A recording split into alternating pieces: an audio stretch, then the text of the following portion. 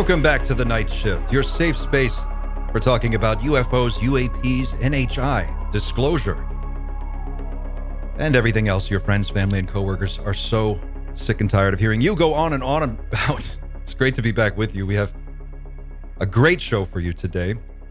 It's 2:03 on the East Coast, but it's always nighttime somewhere. Hopefully it's nighttime where you are. Thank you all for joining us. Shout out to everyone who's in our chat today.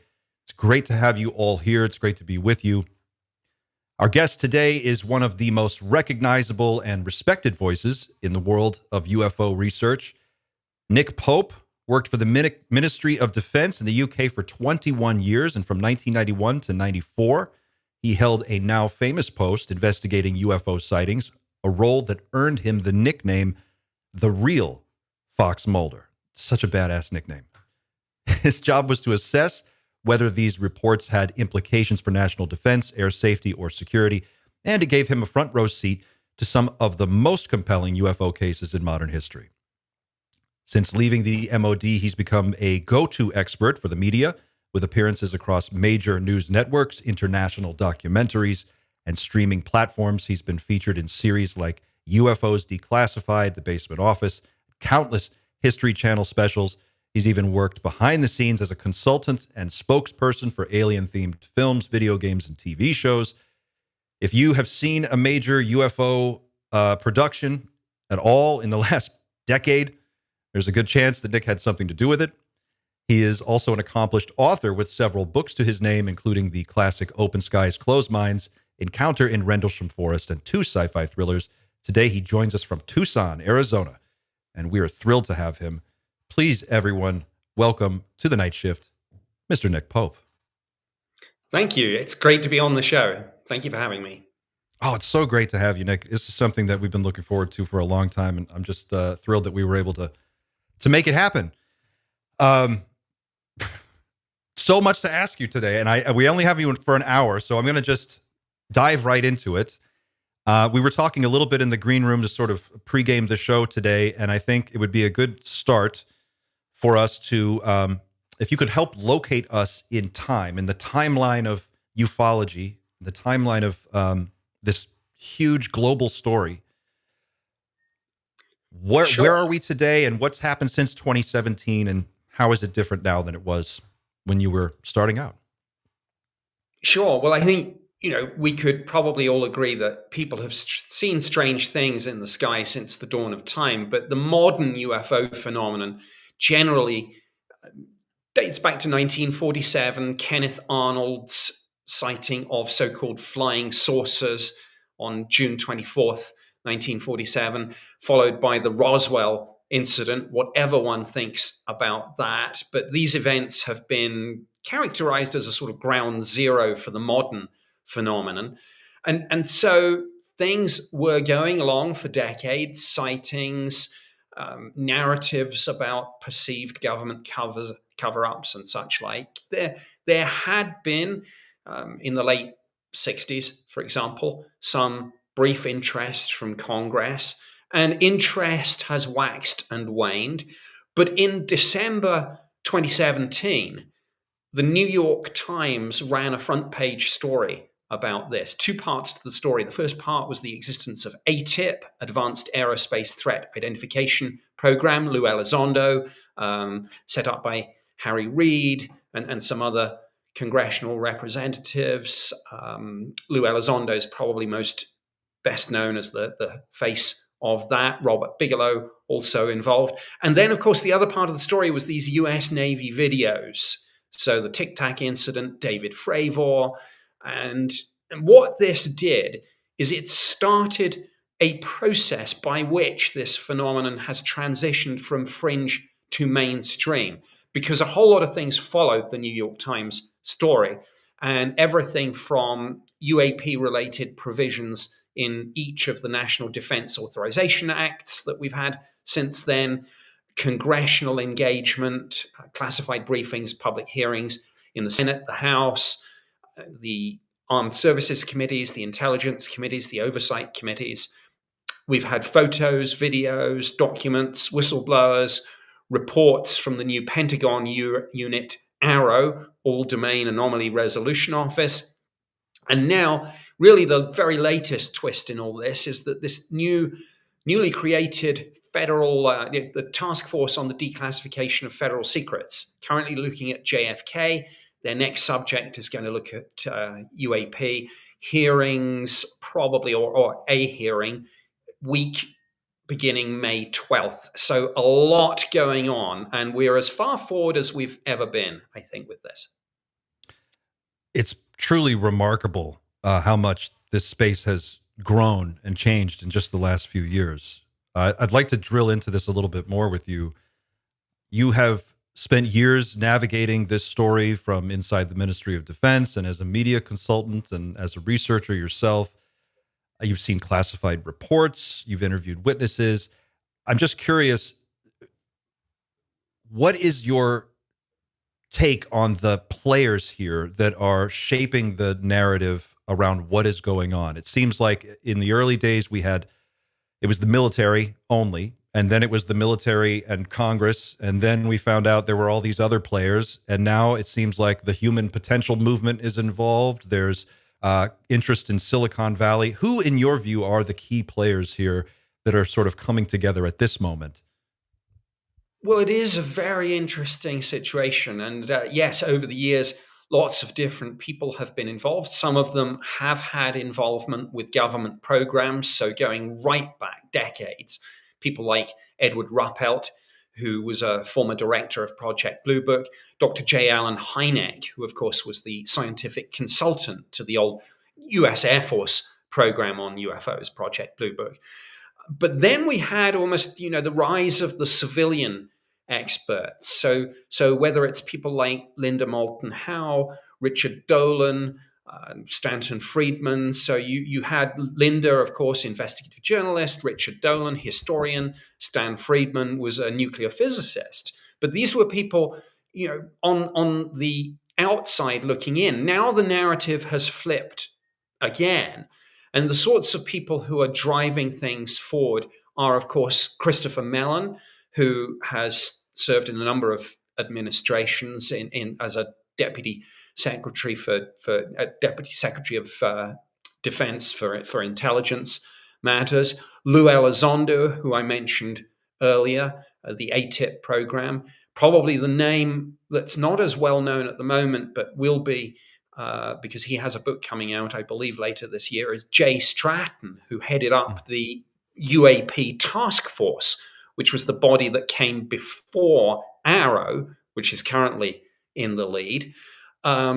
Gary Nolan on the scientific side, Eric Davis, whose name is always in there. Then you have got people who are connected, but who are journalists and filmmakers. Leslie Kane, very heavily connected with this. George Knapp, Jeremy Corbell, lots of people, lots of different organizations as well. It's hard to keep track of them. It's hard to kind of keep track of your Sol Foundation and your UAP Disclosure Fund and Hollywood Disclosure Alliance, Galileo Project, of course. That's interesting, and I should declare an interest because I'm actually I'm not a scientist, but I'm a research affiliate there. That's Avi Loeb, of course, Professor Avi Loeb at Harvard, the astrophysicist. So there are lots of interesting people in this space. And yeah, you mentioned right at the end Silicon Valley. There's no getting away from the fact that some of the big players in the tech field are beginning to realize that they maybe missed a trick. I mentioned this phrase, from fringe to mainstream, and there's no smoke without fire. And these are pretty smart people. And when they see classified briefings and public hearings in Congress, when they see that this is refreshingly bipartisan as well, these big names sit up and pay attention and say, hey, I should be looking at this. This isn't the kind of crazy conspiracy theory story we thought it was. And that's really good to see. That is such an interesting twist, isn't it, in all of this? So recently, it's like these hedge funds and investors, venture capitalist firms are suddenly taking a real interest in something that we were told consistently for 70 years wasn't real. or wasn't a real enough thing that anybody should really be thinking about it. And it's so interesting to see. I feel like it got real when Wall Street stood up and paid attention to it. Is that your read on it as well? Yeah, I think so. Whenever anyone in the government says, move along, there's nothing to see, take a good look, because very Yeah. often, that's not correct. And I think nobody likes being duped. And I think everyone from the mainstream news media, who for years had just treated this whole subject as part sci-fi, part conspiracy theory, they felt that they'd been duped. And yeah, absolutely. Some of the financiers, some of the tech folks, some of the venture capitalists, the startups, they feel that they were duped too. And they kind of, when somebody tells you, there's nothing to it, and then you find out there is, these smart people want to know what that thing is. Not only find out that there is something, but that certain companies have gotten preferential treatment, been given some of this reverse engineer or technology to ostensibly reverse engineer it, which I suspect has been probably going on for a lot longer than people would think or feel Well, if comfortable with. Yeah, if this is true, and of course, one name I didn't mention, but is of course David Grush. And David Yeah. Grush, again, these are verified intelligence community insiders. David Grush was tasked by Jay Stratton to go around different parts of the intelligence community and government, anyone who was involved in UAP, and find out who knows what. So when people, I get that people are skeptical and they say, oh, well, David Grush talked to 40 people, but this is all secondhand stuff. Well, the 40 people he talked to were people that were identified as the point people, so to speak, within all these different agencies. And when David Grush testifies under oath in Congress that there are these legacy intelligence community programs looking at crash retrievals and reverse engineering, I think we need to pay attention to that. And yes, corporate America will doubtless be saying to each other, hey, wait a minute, look, maybe this isn't true, but if it is, and if our rivals got given some tech from somewhere and they figured out stuff and got a huge advantage and we didn't, I want to know, who, what, when, why, where. Absolutely. Absolutely. And I would think that that's probably, it seems like you mentioned Richard Dolan earlier, and one thing that he's talked about a few times that I always found this very compelling. I'm curious about your take on it. He suggested that there is a faction that is trying to break loose from the legacy program, or rather maybe a group of people who have just kind of moved on from that program that are ready for disclosure and are kind of pushing that forward. And there's been some resistance, at least insofar as I can tell, within the UFO community to, like you said, David Grush and a lot of these former intelligence people. It's hard to know what's real and what's not. And I've heard people suggest that things like Skywatcher and some of these other things that we're seeing more recently are managed disclosure, some form of a managed disclosure. So they're putting out some of this information without giving away everything that they know. What's your read on that? Do you have an opinion either way? It is notoriously difficult when you're dealing with people in the intelligence community, whether they're retired or still serving, to really say what you're dealing with. And of course, there's always a chance with some of this that what you're looking at is a psyop of some sort. But yeah, now we have all this new language, whether it's non-human intelligence, whether it's controlled disclosure, catastrophic disclosure. The idea that there's an acclimatization program, of course, has been around for years. The idea that there's information that people are being drip fed, so that when you come to the big reveal, disclosure, however you characterize it, it won't be a big ontological shock. Another phrase that's entered the language, because you don't shock people by telling them something they already believe. Yeah. So I get that there is this theory that part of this is just gearing people up, a bit of information here, a bit of information there, and then there won't be panic in the streets, because the societal impact of this, which is an aspect that interests me particularly, will be deep and profound. And particularly when you look at the state of the world today and the powder keg that we're sitting on, particularly with, say, religious differences and religious fundamentalism, you throw extraterrestrials into that, and it's going to be like pouring gasoline onto the fire. And that, I think, needs to be managed. And I always get in trouble when I make this next point, but I'm going to make it anyway. All these people, let's assume this is real, all these people will be saying to themselves two questions. Do we have a model in recent history for anything that came suddenly and unexpectedly from left field and upended everyone's lives? And if we do, how did people cope with that? And the answer, of course, is yes, we do have something, and it's COVID. And the answer to the question, how did people cope, is not very well. I mean, it's the nearest I've seen to mass hysteria. So all this kind of, in the 21st century, we're ready for it, when we don't even know what it is. I just kind of say, wait a minute, slow down. I think that's the paradox that people struggle with. I certainly struggle with it. There's this sort of, and maybe you can help us square this circle. It's like, at the same time, we're told that there's no such thing, none of this is really worth looking at, or they've looked at it and there's nothing there. But then you have whistleblowers coming forward saying there's this enormous, it's got to be huge. I mean, the footprint of a program like this has got to be enormous. I can't imagine it's small. It has to be thousands of people spread out, probably working on different things. But how do you square that circle? How can something be going on for so many decades that covers such a massive scope, and they still are able to kind of perpetuate this idea that there's no there? How does that work?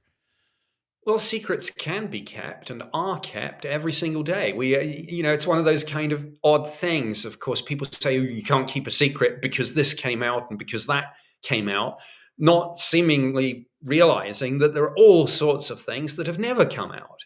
But one can look at history and one can point to something like the Manhattan Project as being something where thousands of people were involved and entire towns were created. And yet, the cat wasn't out of the bag until Hiroshima.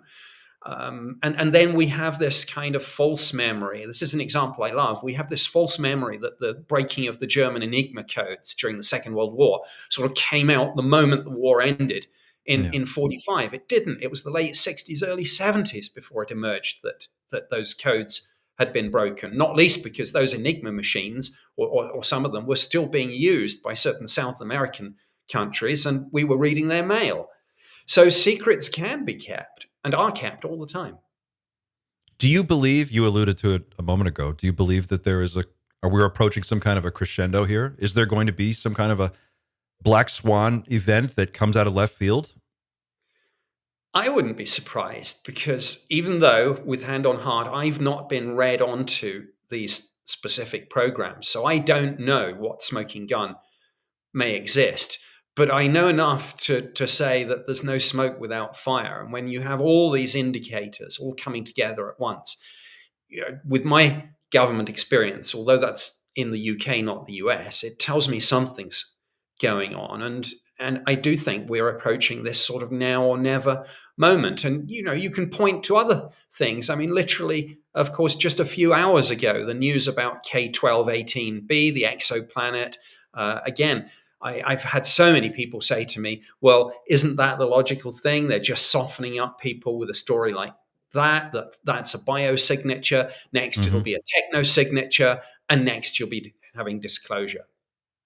Well, that's just it, right? I mean, this is something that's been going on in this space for some time now, at least as far back as I can tell, maybe 4 years.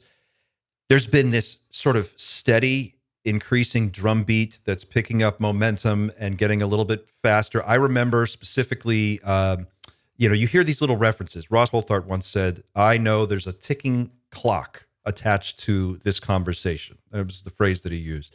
I'm not quoting him exactly, but I'm paraphrasing.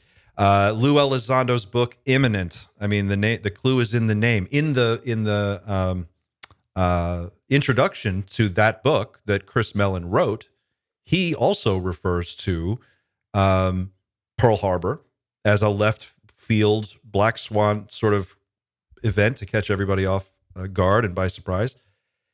We've heard, I think it was former CIA officer John Rodriguez says, or Ramirez, is that right? Yeah. Ramirez say yeah.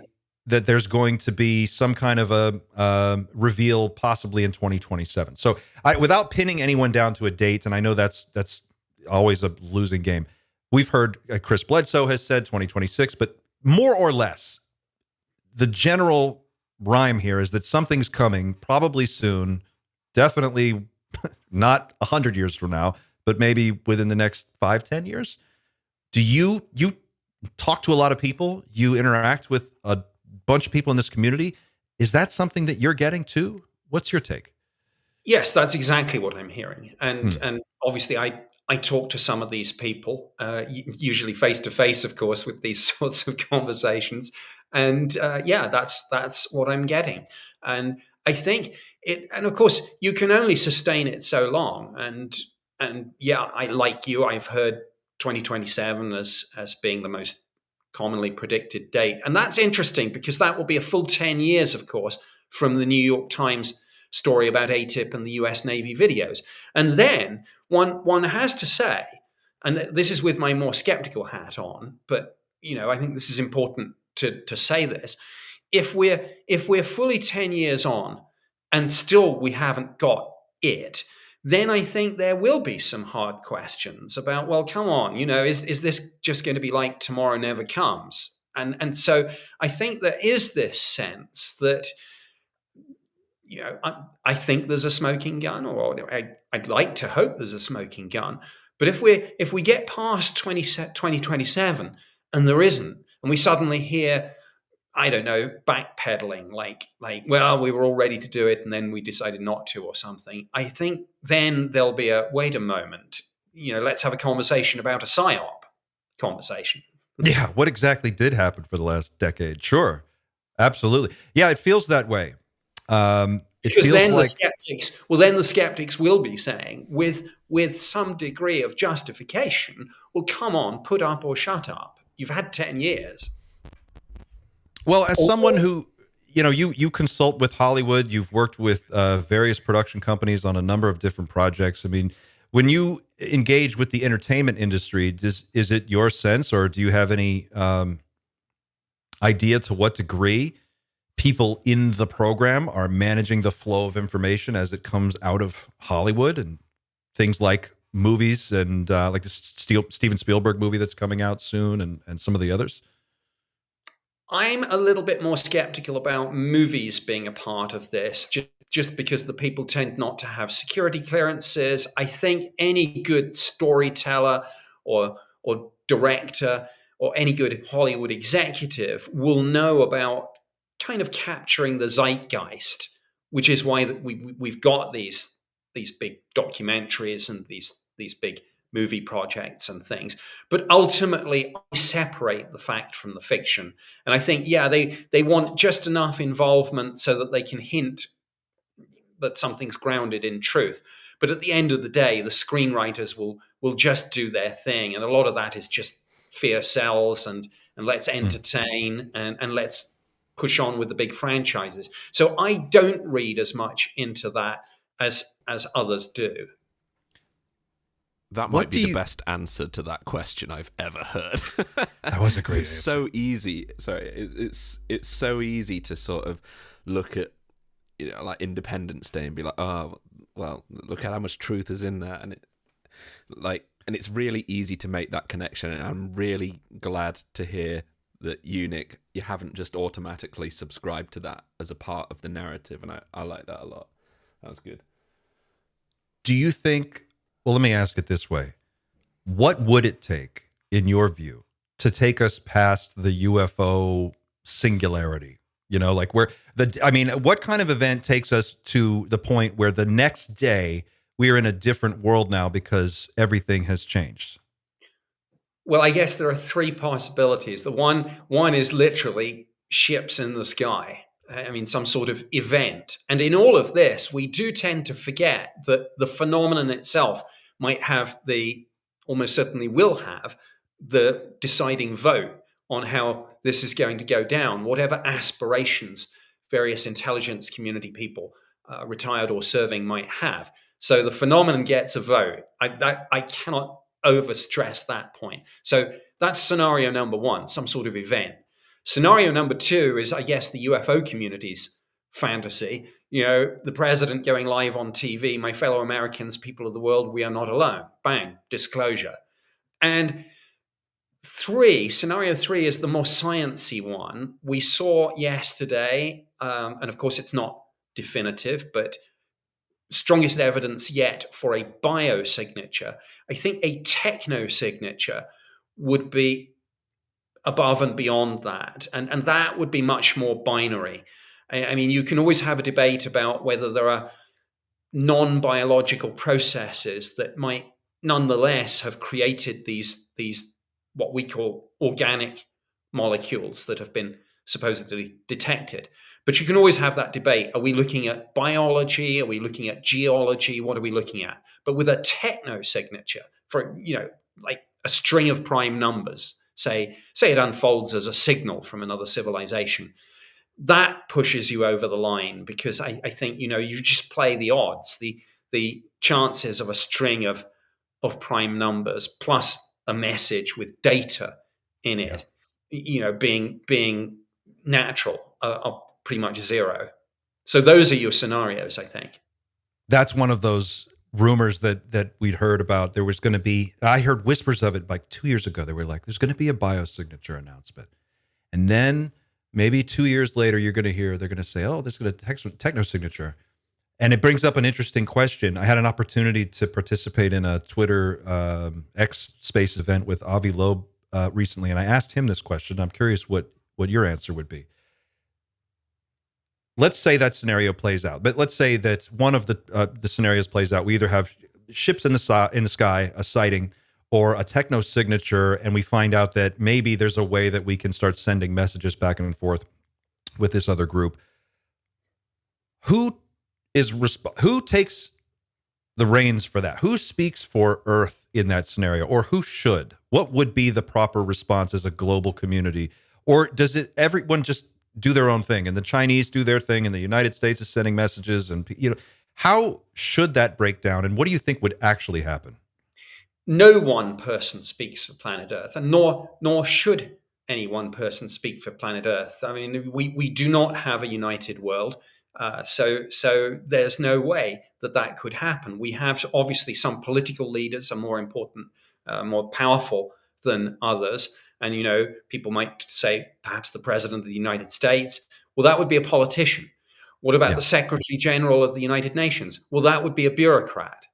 So, what about the Pope? Not me, the other one. But again, right.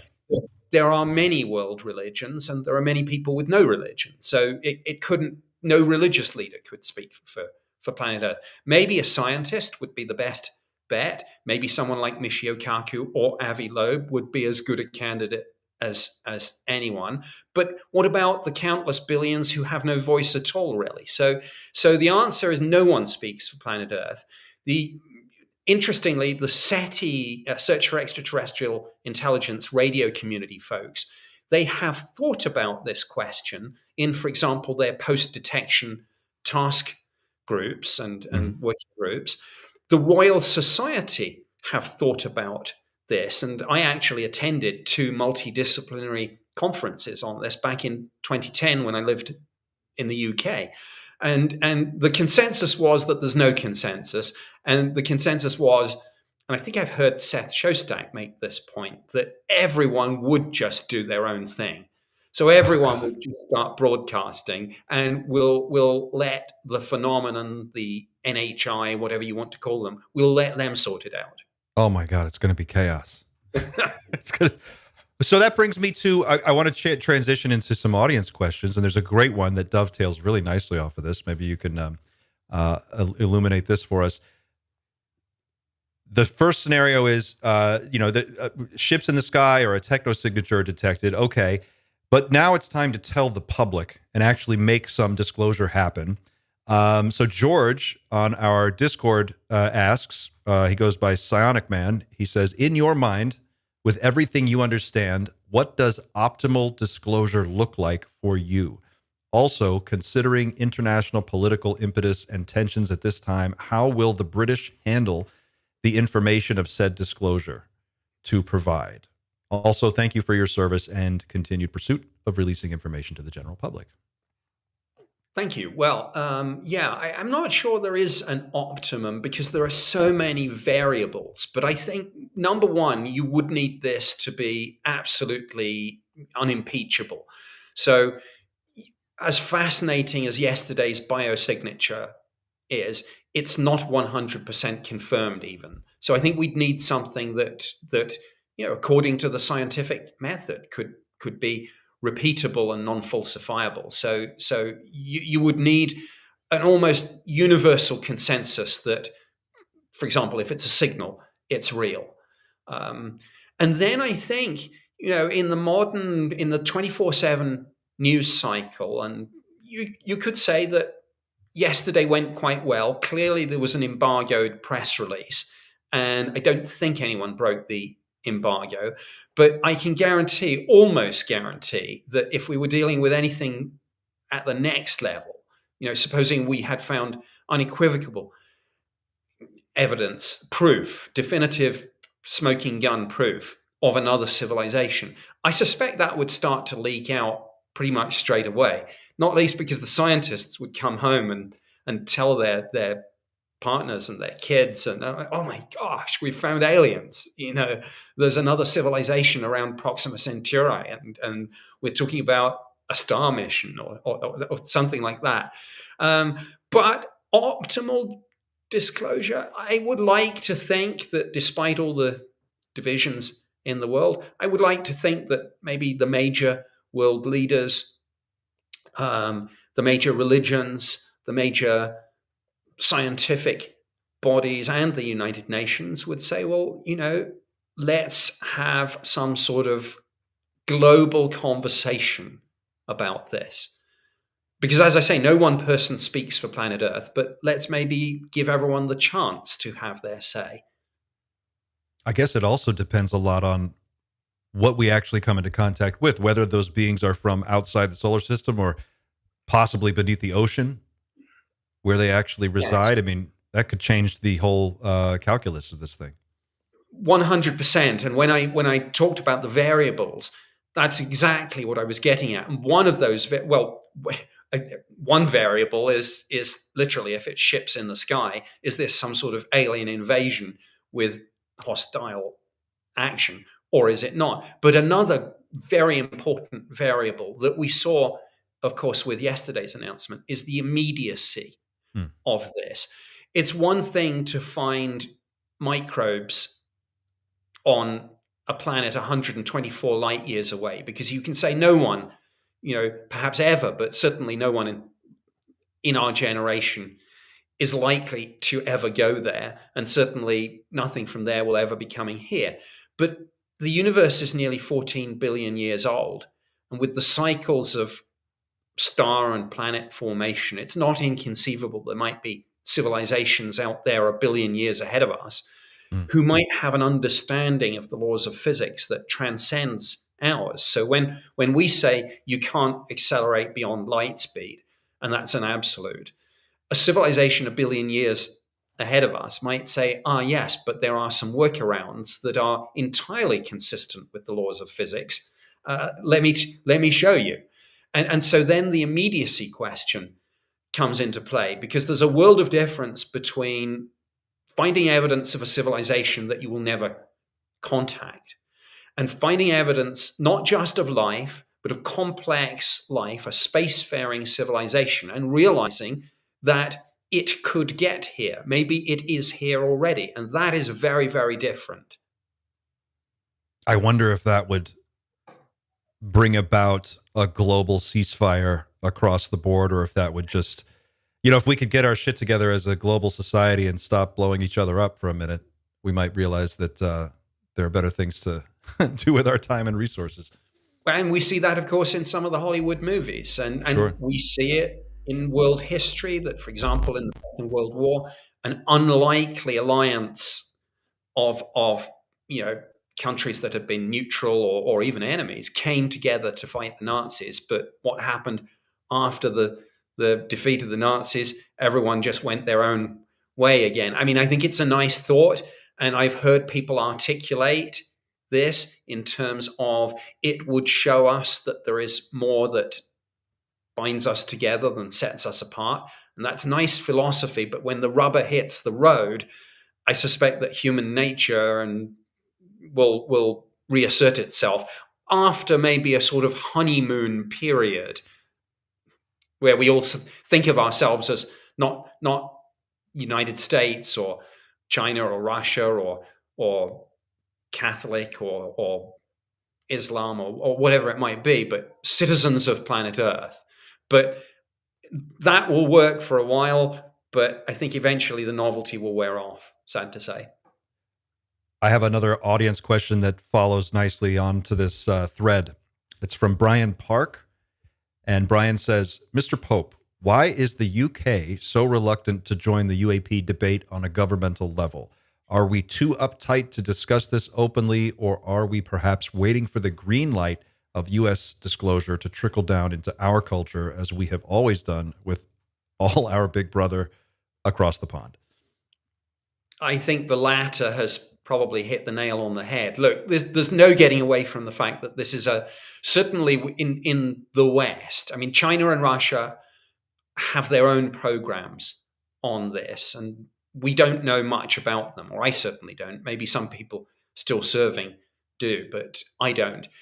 But what we do know is that in what you might call, I guess, the West, the US is absolutely in the lead on this. And we know this because when the previous director of Arrow, Dr. Sean Kirkpatrick, was testifying as part of the NASA independent UAP group, he said, I have just, and this was May 2023, I have just chaired the first meeting of the Five Eyes UAP caucus or working group. The Five Eyes Intelligence Sharing Alliance, of course, is United States, United Kingdom, Canada, Australia, and New Zealand. There's no getting away from the fact that the US is the big dog in the room. And the fact that that meeting was chaired by Sean Kirkpatrick, the fact that that meeting was held in the Pentagon, shows you where the balance of power is. So yeah, that's the answer to that one. This is a US lead, and the UK will follow. Just a quick follow-up on that. If it is a U.S. thing, I've heard so many conflicting stories about who actually knows what. And sometimes it gets very confusing. You hear things like, oh, well, these programs are so classified, even the president doesn't know about them, or they won't tell the president, or they won't tell certain generals or certain people at the different levels of command. And it just begs the question. I believe those rumors, for one, because it just makes sense. That seems like something that would happen. But it begs the question, is there any one individual or group that actually has a full understanding of the scale and scope of what's going on here? Or are we looking at, from the outside, a bunch of different disconnected programs, all kind of doing different things and maybe having different pieces of the puzzle? What is your read on that? There is always going to be compartmentalization, but if there is any program or even programs with an overlap, there is going to be a director of that program, which is why I when David Grush first came forward, I said that Congress really needs three pieces of information from him to get these programs under some sort of oversight. And of course, there are layers of different programs. You can have special access programs, you can have unacknowledged special access programs, and you can have waived unacknowledged programs, and so it goes on and on. But there has to be, for everything, just as there was for the Manhattan Project, there has to be someone in overall charge on this. And despite the rumors about some presidents are briefed, others aren't, I can't conceive that the president isn't briefed in his capacity as commander-in-chief, because what you must never have in government is what we in the British civil service called the culture of, that you cannot have the culture of no surprises. In other words, you can't have the chairman of the Joint Chiefs suddenly bursting into the Oval Office and saying, "Mr. President, the thing with the NHI, it's just turned hostile," only for the president to say, "What NHI?" Yeah, So, now he needs a 48-hour catch-up session on everything. Yeah. So Sure. I do think presidents are briefed. And yeah, despite the compartmentalization, despite the need to know, despite the fact that some of these programs might be hidden from almost everyone but the so-called Gang of Eight, somebody is going to be the subject matter expert. If there's a program, there's always going to be a program director. Everyone has a boss. That's true. Everyone does have a boss. I have another great question here, and this is so good. It's from I'm not sure how to pronounce this. Maf Inc. 80 MAFINC 80 says, Mr. Pope, are you familiar with any of the so-called classes and or varieties documented and released by the Skywatcher team? I'm not. I've been following this story, but I just haven't done the deep dive into it that it deserves if for me to kind of really have a qualified opinion on that. I mean, I think it's interesting. There are a number of these individuals and organizations coming forward and bringing all sorts of things to the table. I've not evaluated that yet. I will say that question, and maybe the previous one, ties in with a point that I didn't make, which I would like to make, is that even within the United States, when I talk about them having the lead, for example, in the Five Eyes UAP working group, there are still factions. Even though there'll be a director, there are still factions within the US government when it comes to this subject. There are still, people with different beliefs about A, what exactly we are dealing with, and B, this is critical, how we respond to it. And this takes us probably to an area that we don't really have time for a deep dive into, but there's no getting away from the fact that there is a faction, has always been a faction, that thinks elements of this are demonic, for example. And this further confuses an already complex situation that within these factions, you have people that believe in extraterrestrials, people that believe in demonic, people believe in interdimensionality, and of course, none of these are mutually exclusive. There isn't necessarily a single neat answer to this. You could have extraterrestrials and you could have something from other dimensions. The existence of one does not rule out the existence of another. I think I know kind of where this person was going with this question, and I'm let me see if I can bring us back around to that, because it is an interesting point.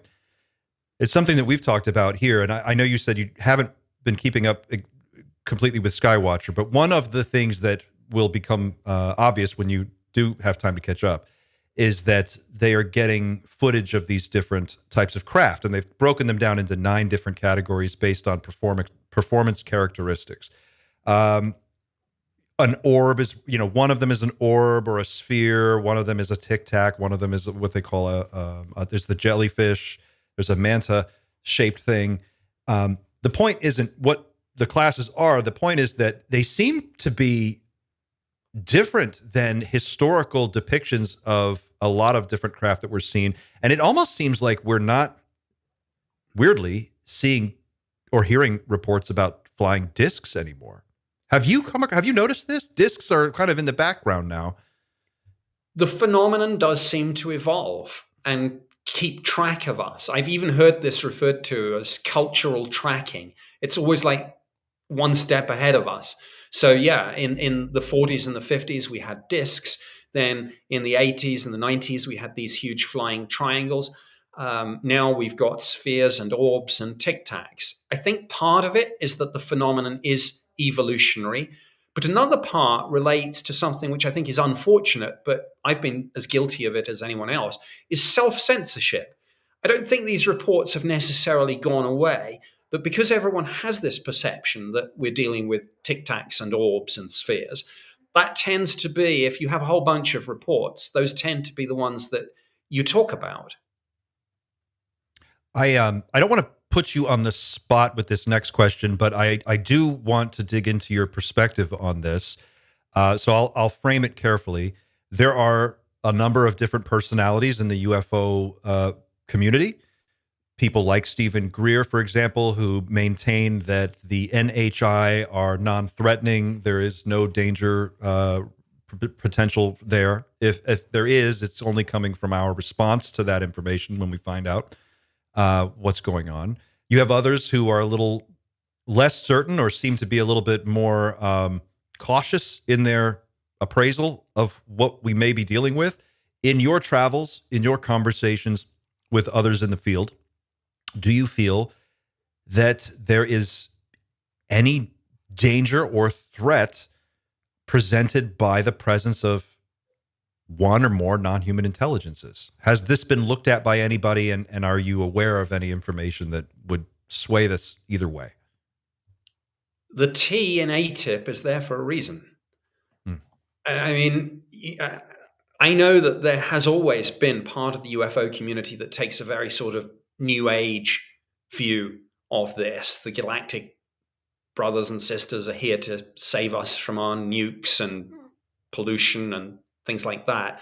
I mean, look, I'd love that to be true, but I've got no evidence it is true.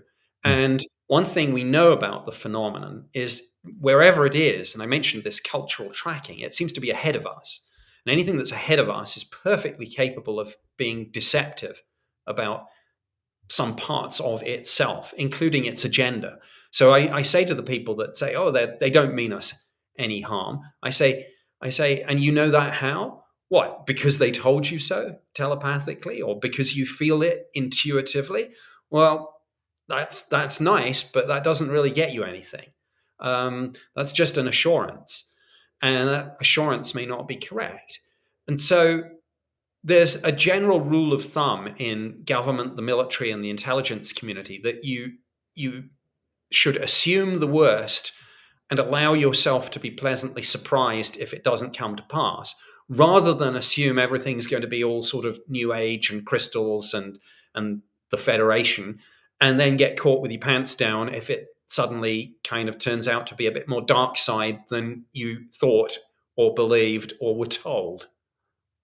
That's such an excellent point. I'm so glad to hear someone articulate it like that. And because it does seem premature to just jump to this idea that it's all going to be okay, everything's fine. Yeah, it's like, I mean, the absurdity of it. It's like, how do you know that they mean us no harm? Oh, because they told me. Psychically told me, yeah. And not that I don't believe that there is a psionic component to this. I do. I believe that's true. I think the research has borne that out throughout the decades, starting with Hal Puthoff and Ingo Swann. That there's definitely a telepathic piece to this puzzle. But I find it interesting when people talk about you hear experiencers relate their stories of contact, and occasionally you'll hear these stories of like, I felt this wave of love energy. It was so powerful. It almost knocked me over. I felt like I was surrounded by love. I was so emotional and it was just overwhelming. And it seems to me that if you had a non-human intelligence that had mastered a ability like telepathy, if they had advanced mastery of it, and we were in like preschool by comparison, well, they would have figured out how to weaponize stuff like that. They would figure out how to use it to disarm you or to confuse people or to, almost like, throwing a hypnotic spell on somebody to just sort of get them thinking about anything else. And this is something that I wanted to tee up before we dig into it. We have a few minutes left, and I want to be respectful of your time. But before we started the show, we talked a little bit about abductions. And this is something that was a hot topic back in the 90s. I know it was discussed on all the major American talk shows. I remember Bud Hopkins' book, John Mack, of course, David Jacobs, Carla Turner, and others have talked at length about the abduction phenomenon. And so my question is, it seems like that conversation has disappeared or all but disappeared. What is your take on the abduction phenomenon? Do you think it ever took place the way it was described? And if so, do you think it is still happening? And why aren't more people talking about it, if so? People were and are having experiences, and I don't necessarily have a sort of universal explanation for that. I mean, I think, frankly, a couple of things have changed. Firstly, of course, Bud Hopkins and John Mack are no longer with us, and there's no getting away from the fact that they played a big part in driving this to the top of the agenda. But the other thing that's happened is, of course, 2017 and everything that came after that, and it simply eclipsed the whole abduction phenomenon. But also, and this is what we were discussing earlier, of course, there is this self-censorship. I get people still contacting me with saying they've had these sorts of experiences, and I'm sure everyone else in the field does too. But imagine yourself at a high stakes card game. You always play your strongest hand, and if we're trying to get engagement from Congress and from other parts of the government after decades of stigma, you are going to play your strongest hand. You're going to play the pilots, the radar, the satellites, the signature management, all the sorts of scientific nuts and bolts thing. Yeah, you're not going to play that game. So you self-censor and you don't have those conversations. If you get a meeting with someone in Congress, you're going to talk up the defense, national security, and safety of flight aspects. You're not going to say, oh, by the way, let's talk about the abduction cases and the alien contact cases and the telepathic messages, because then you lose the room. That's so true. You build up to that. That's not on day one for sure. Maybe we have that conversation downstream, but look, we've only just, after decades of this languishing in the fringe, kind of brought it out into the spotlight and having these congressional hearings, because these congressional representatives feel comfortable gripping an issue if it is framed as a defense and national security issue. They are not going to feel comfortable, and they are not going to continue to be involved if it suddenly, the perception is it's gone all sort of new age and kind of fringe again. And I'm sorry. I apologize to people. I know what I'm saying here. The abductees, the experiencers are being thrown under the bus. There's no getting away from that. It is what it is. But I have a perfect follow-up for this. I'm just saying why that's happening. I have a perfect follow-up for this. This is from friend of the show, Eric Schlimmer, host and founder of the UAP Therapist podcast. And he says, Nick's 2014 book, Encounter in Rendlesham Forest, chronicles the 1980 UAP event. The Rendlesham, I think, is what we're talking about here. A question for Nick. When you first met John Burroughs, what was he like emotionally and psychologically, and do you know why? For example, perhaps he was untrusting because others hadn't believed him. Well, I think John, I co-wrote the book, of course, with John Burroughs and Jim Penniston. John is 6'6" tall.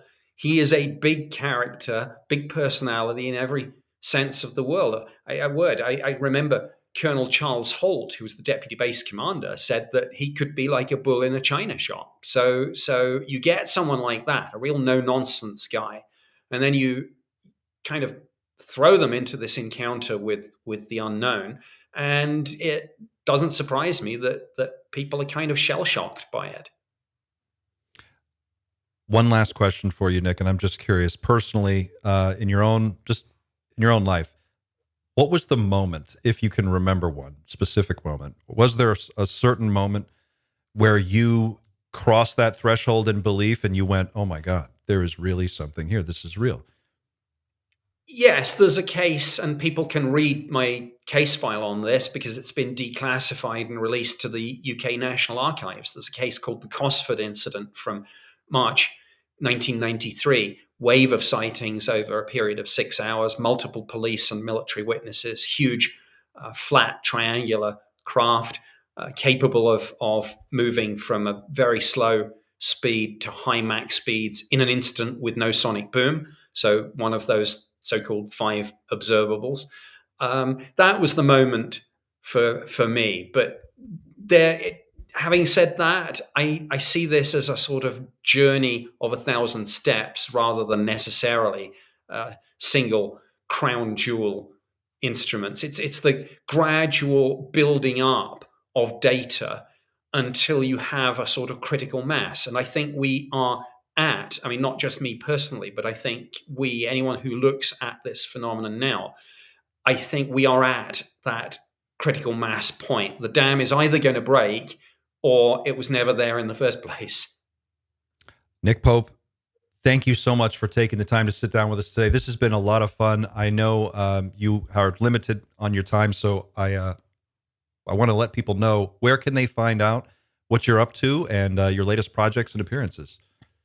My website is nickpope.net. The social media platform I'm most active on is X, formerly known as Twitter, where my handle is @NickPopeMOD, which of course stands for Ministry of Defense. So @NickPopeMOD.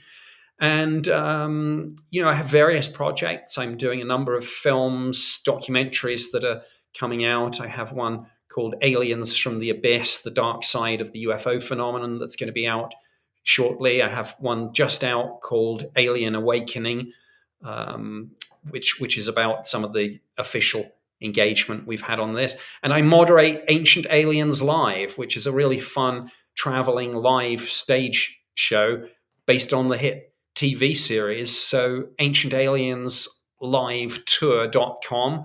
Come and see us. Outstanding. Nick, thank you again. This has been a pleasure and an honor.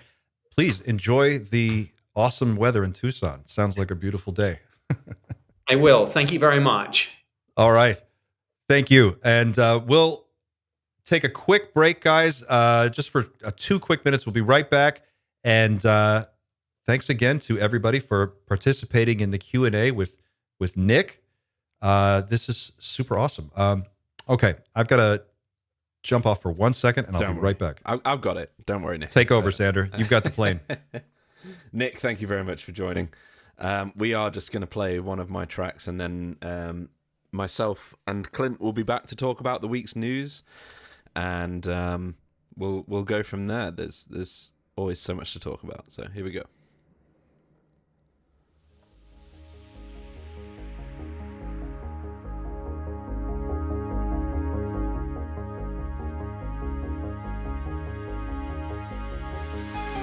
Lights in the sky, don't you leave me behind. No, I've been waiting for so long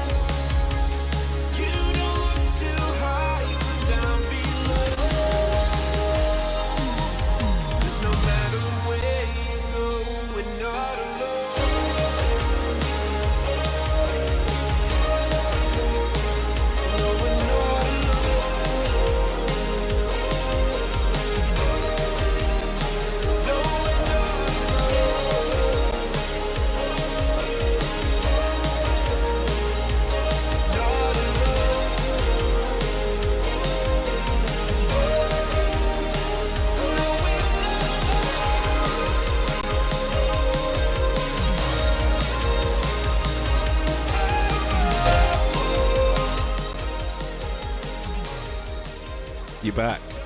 Did you do a musical I did intermission? I had to work on the fly because I assume you went to do, some sort of old man business. No, I had to go check on my kid. Oh, okay, right. For people at home, if you're playing the night shift home game, before the show we were talking, I think Xander and I both have kids that are having like medical issues right now. Breakdowns right now. Total break. Mine, 2 hours before the show, mine fell down. He was trying to dance. I don't even know what song it was, but he was spinning around and he flipped and fell face first onto the ground, onto a tile floor.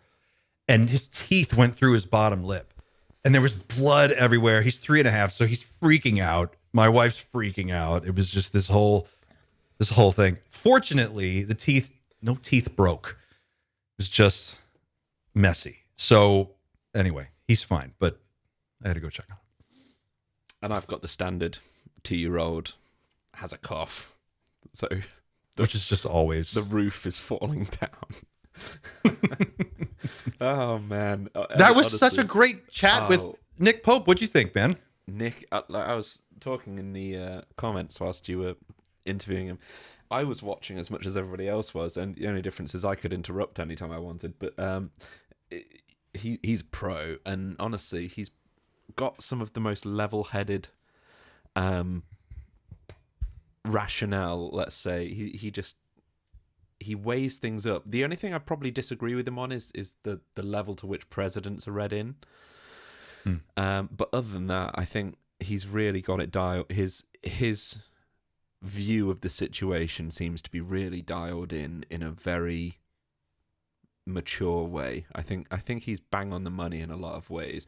It's a shame we only had him for an hour because I would really have liked to have gotten his opinions on, what's likely to sort of evolve over this year, which is the whole psionics sort of aspect, and it's definitely a part of the conversation that has a lot less evidence, and he seems like he likes evidence a lot, which he should, but I would have loved to have gotten into that, but I get a sense he likes to rely more on actual data, so probably it's a bit of a premature conversation to have with him because we're still waiting on data from Skywatcher, but he's brilliant. I remember watching him when I was like, he was there from the beginning for me. He's as old as Bob Lazar for me. So he has always been so like you level-headed is a great way to put it. And that in that way, I put him there with Richard Dolan. I like to get their perspective because there's so much noise. There's so much noise, and I don't think that's an accident. I think there's a lot going on, and I think there's a lot that's put out there to distract people. So it's always good to talk to someone who can sort of ground you in a real discussion about what's actually going on or what's most likely the real situation. And I think maybe around the dinner table or in a hotel lobby, he'd get a lot more wilder with what he's prepared to say. I get that impression. Not in terms of stuff he's been told and can't share. I think he's probably got, it was one of my questions that we didn't get round to asking. But if there is an ontological shock, what does Nick Pope think the ontological shock is? And that's pure speculation. And I get a sense Nick Pope doesn't like to speculate on camera, at least. I think nobody can really stop themselves from speculating. So I think, in a hotel bar, I think he'd be a lot of fun. I think he'd had some stories. You sound like you want to go to Contact in the Desert. Is he going to be at Contact in the Desert? I forgot to ask him. I don't know, actually. I don't think he is. Well, he's everywhere. Yeah. He honestly is probably one of the busiest people in the UFO community. Like when we were trying to book him, he literally sent an email and he was like, here's like my next month. Can you guys just like find a day in there and let me know what works for you? And we were like, oh, geez, his whole day is like one thing after another. If you're watching at home and you haven't already, please smash that like button. Let's try to get it up to, we're at 102 likes. Come on, we can go to 200 likes. There's got to be another 98 likes floating around in here. Come on. So we had two relatively big stories this week, I guess. The not really. It's kind of related, but I kind of see this as an unrelated story. But James Webb Space Telescope apparently has a life signature, and the reason I say it's not related is because it's not related to what we talk about every week. We think they're here, and James Webb Space Telescope is saying it's 1 trillion miles away. So they're not one and the same. But They might be, though. Well, maybe. It might be, because well, what do you think? Do you think that this might be, I think they've been sitting on this for a while. That's probably the way you could connect it to what we're doing. Do you think that this is just another part of the process of disclosure, I guess? I've been hearing, not just me, but people all over the space have been hearing rumors about, James Webb spotted signs of life. This has been floating around for about a year. Well, you got into you had a semi-viral interview or like a debate with, who was it? Professor Simon, Pavel. You were all talking about James Webb Space Telescope for a little while, weren't you? Yeah. Simon was talking about it. There was all kinds of stuff going on in that space. They were talking. Well, the big rumor was that there was some craft that was on its way here, which just seemed unlikely, but it was a rumor. And so I talked about it in that format, and Pavel did too. He was like, "This is the rumor," and people went wild with it. There's been, whispers that there would be an announcement of a biosignature that would be followed by discussion of a technosignature. Well, that fits. Which would be like they've spotted artificial light or something, Right. Something simple. They've spotted artificial light on the surface of the planet and it falls in the spectrum of whatever. And then everybody can go look at it and say that's the real thing.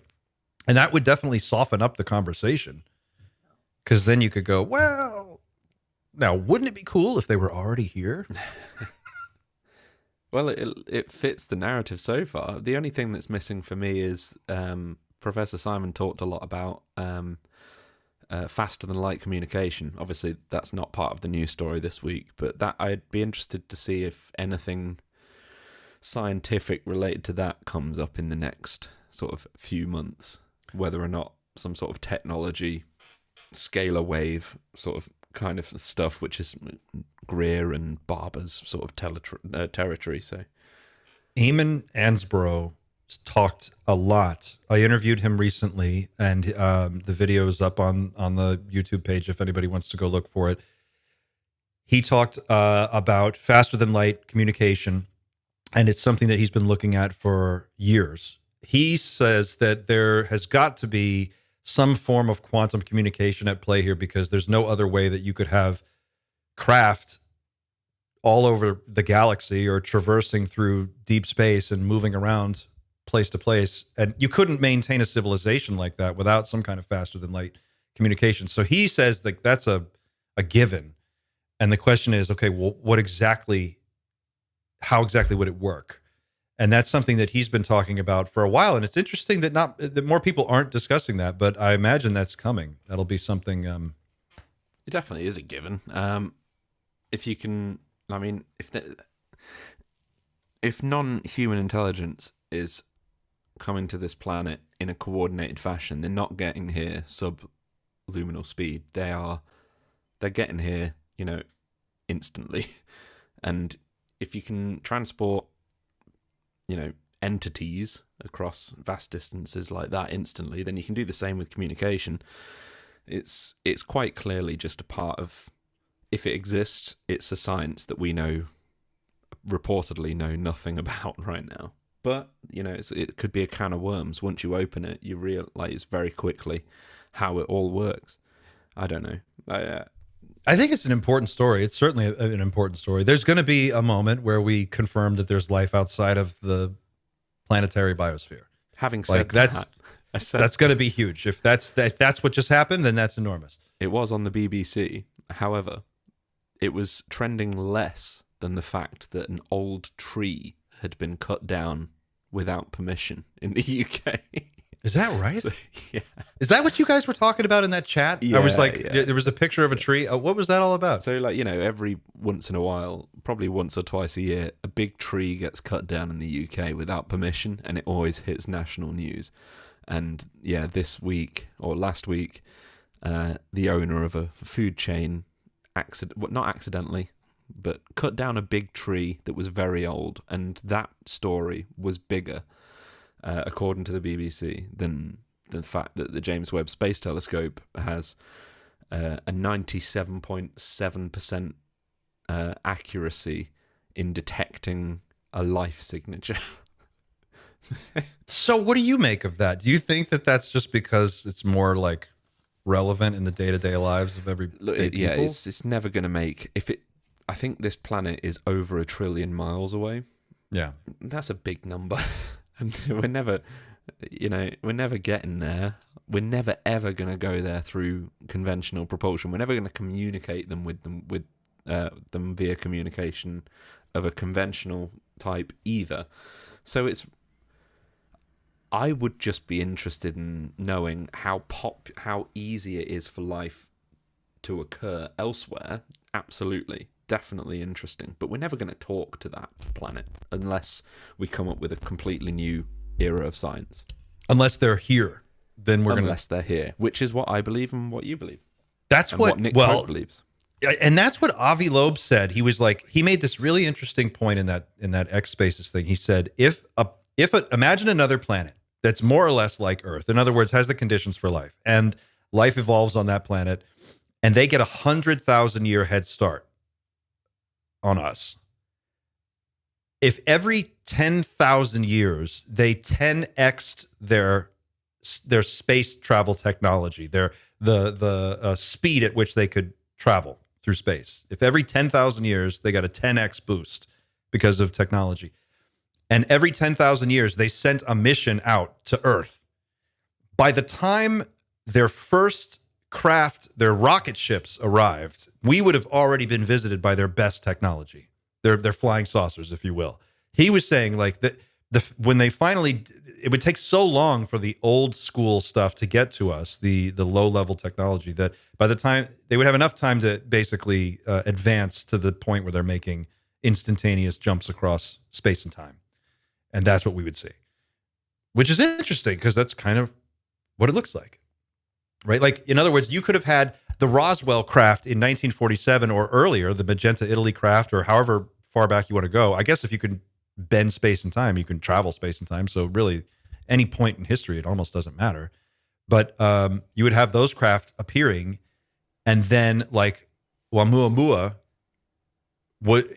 how Avi described that as sort of, it could have been a probe kind of passing through our system.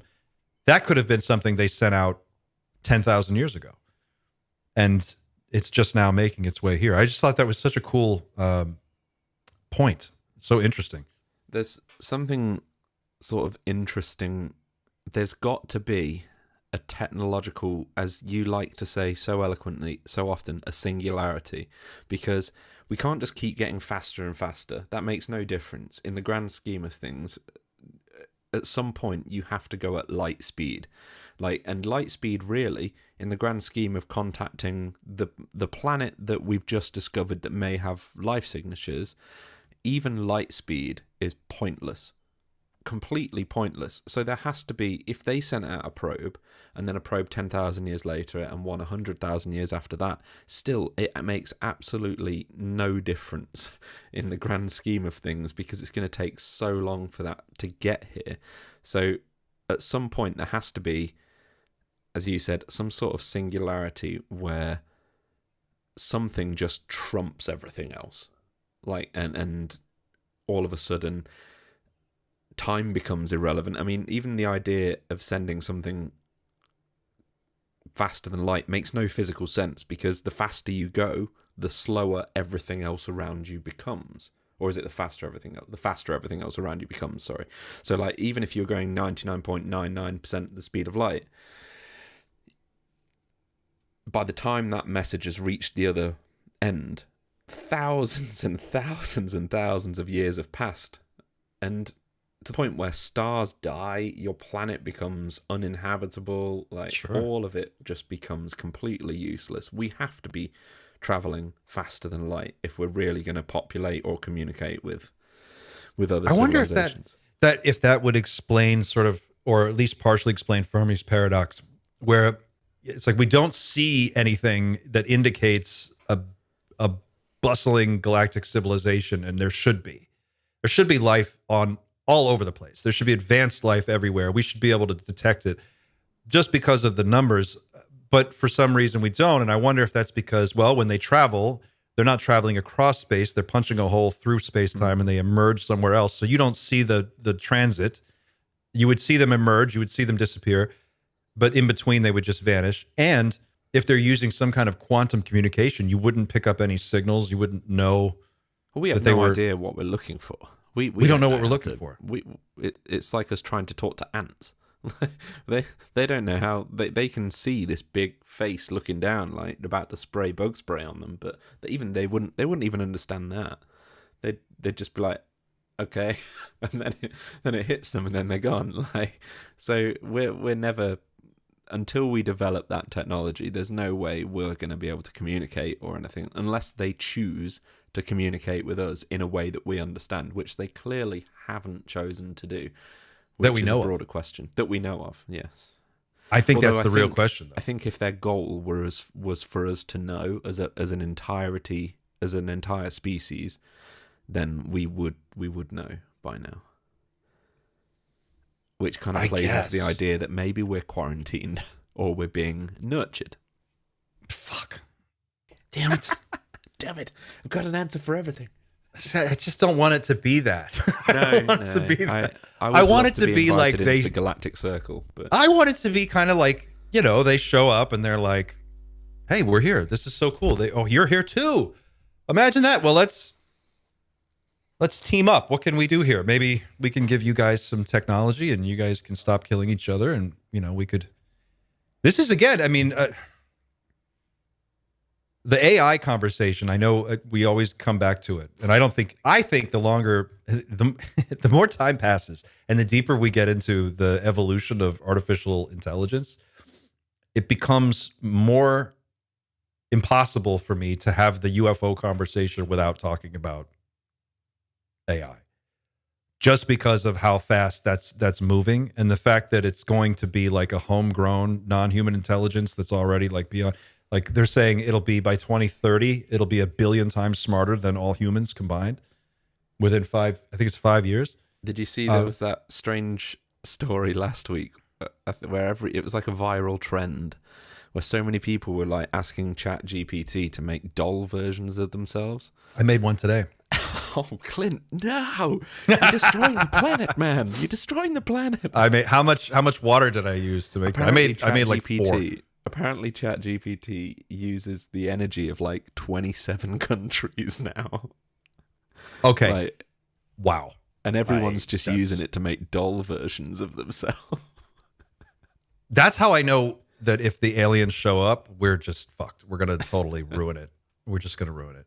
I have my starter pack. I'm not ready to share it yet because it's not perfect, but it's the Night Shift starter pack. Night Shift, you get the AKG K240 headphones, a pair of sunglasses, a coffee cup, and an Alf doll. You'll see it soon as I get it all finished. So you got to generate more. You've got to use ChatGPT more to generate these photos. This is my point, though. I mean, like, the tools are so useful. Oh, yeah, and they're like, ridiculous. When you sit down, this is what Mo Gaudat said. I'm doing a video on him right now, and it's awesome. I'm pulling all of these quotes from different interviews that he's done, and he wrote a book called Scary Smart, and he was one of the top officials at Google for many, many years. He's Egyptian, and he's just one of those people that's so well spoken, and he has such a gentle way about him. When he talks, you can't help but take him seriously. And he was saying, he's like, when you sit down at your computer and you open up ChatGPT or Claude or Grok or any AI, anytime you ask it a question, you are borrowing the equivalent of 40 extra IQ points, give or take. That's what so you're becoming 40 IQ points smarter. And then he goes on to say, if you've ever been in the room with someone who has 40 more IQ points than you, it's weird. Like you feel in the presence of someone who's like totally beyond where you're at. And he's like, this is only going to get more and more powerful. Everyone has access to it. What happens when you can plug it straight into your brain with a brain-computer interface? You're going to be able to borrow 2,000 IQ points. It'll be almost, you plug your brain into the cloud and know everything. How does NHI see that? What is, if you're the Greys, if you're the Pleiadians, if you're the whatever we think there may be out there, and they're watching this moment, they have to be thinking it is kind of now or never, because these human beings aren't going to be this way. They're not going to be the primitive backwards humans they are now in 15 years. They're going to be upgraded. Well, on that, and maybe this is a way that it's sort of like a catalyst for moral change, because I think one of the biggest changes you'll see over the next 5 years is the inability to lie. Because, in the last sort of 10 years, people have gotten... I'm probably part of the first generation is really good at using Google. And so me, if I'm having a conversation or a debate with my friends, I know how to Google stuff, no problem. But ChatGPT knows how to Google it a lot better and a lot faster. So really now, if I want to know anything as quickly as possible, I'll just ask ChatGPT, and that's what I do now. I have replaced Google with ChatGPT. So I don't think that lying for your own personal gain is going to be an option anymore, because you can just instantly prove it wrong, and that's going to make you think about, is lying really the best way going forwards? Well, that's Even the other question. It's like even politicians will struggle with this. I doubt it. They get caught lying all the time, and it doesn't do anything. But I agree with you that for the average person, it'll make a difference for sure. To date, lying has always been interpretive, in all of these presidential debates, and we don't get this to the same degree that you have it in the US. The US is literally like a soap opera when you watch the election cycle. It's a fucking circus right now, dude. I cannot stress it enough. For all my non-American viewer people in the audience, if you're listening or watching this, you got to understand it's fucking crazy over here right now, and we get it too. We all know. So yeah, a lot of people make a lot of money off your election cycle. It's like an economy. Billions and $1 trillion was the last election. I think it was the first $1 trillion election.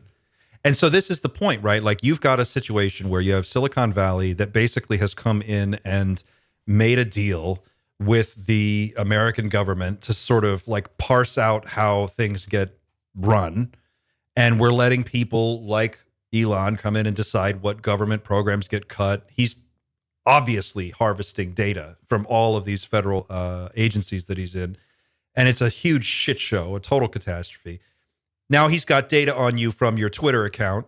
He's got your entire search history on X. He's got your social security number. He's got all your government information. He's got all this stuff, right?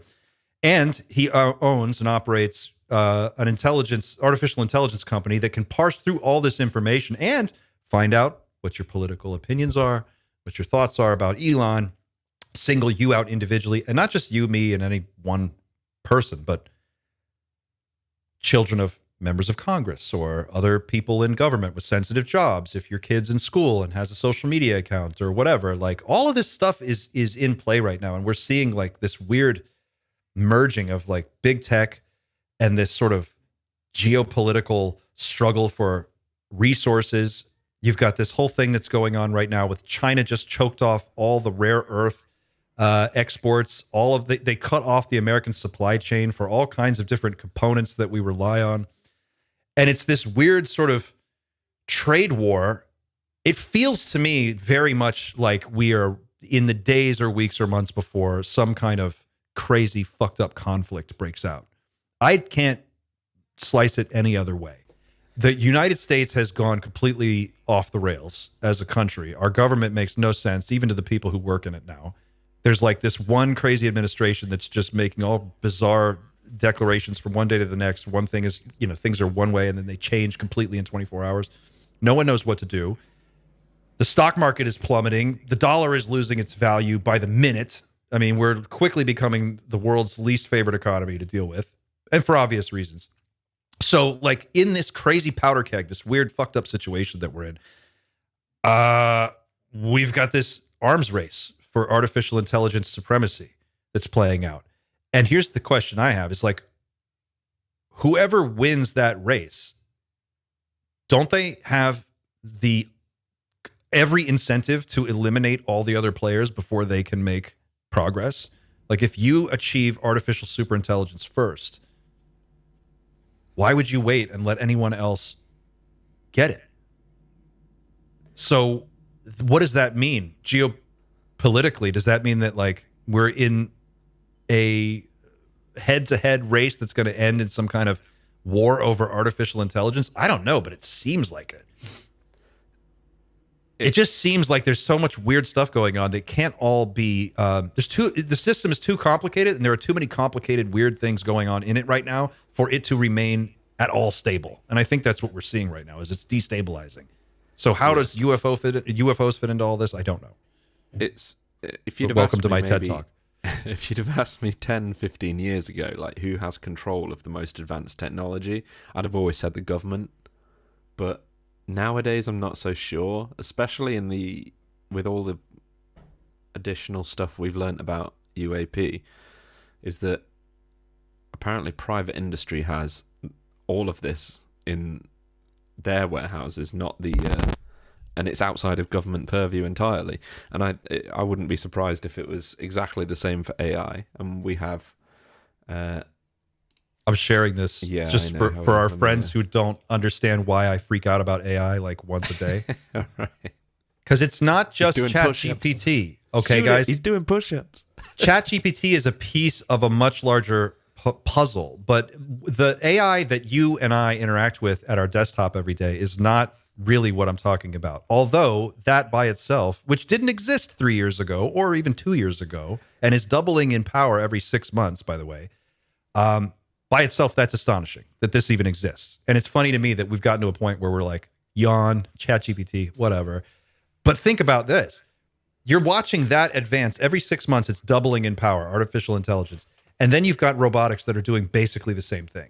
And that's the point of that clip from CNET. This is, look at these things. Look at, here. Hold on. Let me add it back in. Watch this. Like, these are the top 25 humanoid robots, our top trends in 2025. If you think for 1 second that these things aren't going to take away any job they can take, then you're out of your mind. Yeah, it makes sense. It from a shareholder's point of view. Look at this. So let's skip ahead a little bit. I don't want CNET to ding me, but here's Optimus. Here they are. They do millions of training cycles virtually, and then they turn them loose in the real world, and they know how to do the shit. They're pouring drinks, mixing drinks.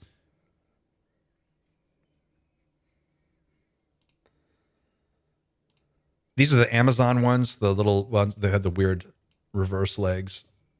They have there was a police officer, a literal RoboCop. I think it was in Thailand that they just unveiled. It's a humanoid robot with 360-degree vision that has facial recognition built into it.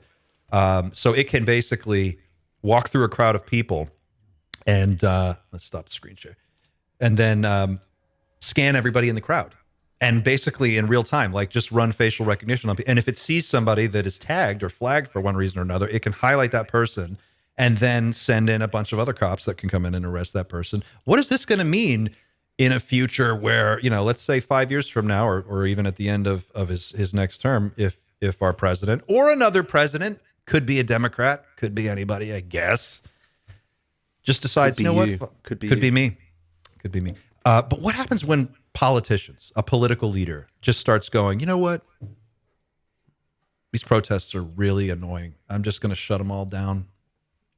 We're just going to arrest all these people. We've got all their faces in the computer. We know who they are. Like, Chris, you're seeing the outlines of this happening right now. This is a 4-legged robot. Is this Kawasaki? Corleo. Yeah, the Kawasaki Corleo. Oh, that's somebody. Is that somebody riding it? This looks. I don't think this is a real robot. No. But this is like a. But still, it won't be long. That's cool. See, that's what we want. Yeah. But we're gonna get killer exploding drones. Drone swarms. It's so Black Mirror. And I'm expecting like those little bee drones to just turn up at any point now and just. Oh, the ones that like bop you in the forehead and blow your brains out? Yeah, the ones that you just inexplicably explode from. They come in with a little. They have like an explosive the size of a thimble, just a tiny little like a tiny bit like this an eraser on a pencil, just enough, like a little 9mm bullet, but even smaller than that. And then they have facial recognition, and these little drones the size of a dragonfly come buzzing at you. You think it's a bug, and then it just hits you right in the forehead and blows up. Boom. Night shift off the air forever. Done. I'm telling you guys. It's hard to believe that we wouldn't be where we think NHI are 100 years from now. Honestly, I don't see a way in which that happens. The only thing we're missing is the fundamental principle of how they travel. And that, I believe, is probably all linked to one discovery. You know, we had the apple I think that's what falling, they're concerned about. And I think the that's NHI. it. And I think we had the apple fall on Newton's head. All of a sudden, we had gravity. And he wasn't right about gravity, but he was right enough. He was right enough so that he could completely change the course of science. And then we had the idea that space and time were like a fabric. And that was just one idea, and that completely introduced general relativity and basically the foundation of all science that we have right now. And wouldn't it be crazy? Like, do you? I mean, we're probably the wrong guys to talk about this, but it's interesting to spitball.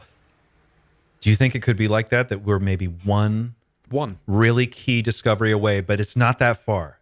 It's probably something that is close. You think that maybe that's it? Like any minute now? I really do think it's one fundamental principle that we're missing. And I wish we don't really have time to watch it, but I remember sending you, was it the Eric Weinstein speech that he gave? Yeah, and he kind of wrote this speech overnight. And it's only like 7 minutes long. It is, but I'd have to find it. Oh, yeah. We can link to it in the show. In essence, he talks about science being in this big pit at the moment, and that really it's like this. Is it called like the science laureate or something? Like every country has like their top scientist, and they are given an award every year. Well, basically, they've all been getting older every year because really there's like science is stagnating. Oh yeah, he was like, where are the 24-year-olds that are making like breakthroughs? Like, where is that? These guys are all in their 70s now. Yeah. And his idea is that we're all kind of being pushed down the wrong path intentionally because science, frontier science, has become classified like the Manhattan Project. And string theory is the only game in town, and it goes nowhere. Exactly. And yeah, he really hates string theory, to be fair. It's weird to me that to hear him say that string theory goes nowhere, and then to know that like, what does Michio Kaku think of that? This is a guy spent his entire life on string theory. And then you have a guy saying, well, yeah, it doesn't go anywhere. There's no there. I have no physics knowledge whatsoever, so I don't understand this conversation. But it seems like weird that conversation.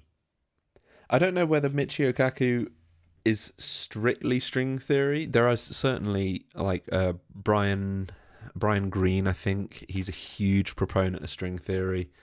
I've loved his documentaries, and string theory is incredibly interesting. But there was something weird about the person that invented the most popular version of string theory. He invented something called M theory. I'm gonna have to get his name. I apologize. And it's I think it's Edward Whitten or something. But his father, I believe, was also involved in UAP in some way, or at least is reported to have been involved. So Edward Whitten invented M theory, and M theory is basically he's like the smartest guy in the world, right? Edward Whitten was, at least at one point, supposedly the smartest man in the world. He's a theoretical physicist. He's basically revolutionized string theory and made it what it is today. His father, and I'm trying to sort of collect all of this on the fly, so apologies if I don't get it exactly right. I will find this out. And again, ChatGPT, let's see if it can deliver. But I'm sure his father was involved in some pretty weird stuff back in the early days. I think it was something to do with gravity. While you find that, I just want to mention a comment that came through here in the chat. Ebony McKickass says, look up the documentary The Choice is Ours on YouTube by the Venus Project. It's outdated, but you'll get the whole idea.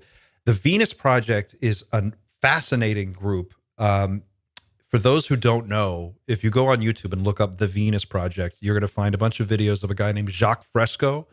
And Jacques Fresco is he's dead now, but he was a futurist and a humanist and an inventor. And he had this whole vision for a different way of sort of a techno-utopian society built on advanced technology and automation. And it called this kind of theory, this idea, the Venus Project. And they've got their headquarters is in Venus, Florida, which actually it's only about an hour from where I'm at. So I've been trying to arrange an interview there and go out and visit them. But Jacques Fresco is awesome. And the Venus Project is very cool. So check it out.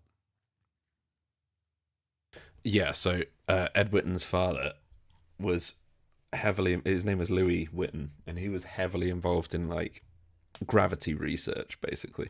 And it's definitely a conspiracy theory that there was a conference in the late 50s related to gravity research, and apparently after this conference, gravity research just died because a lot of people were apparently getting really close to some breakthroughs with anti-gravity and things like that. How fucking annoying would that be if it was actually not that complicated? Like when it's finally, like imagine it's finally explained, right?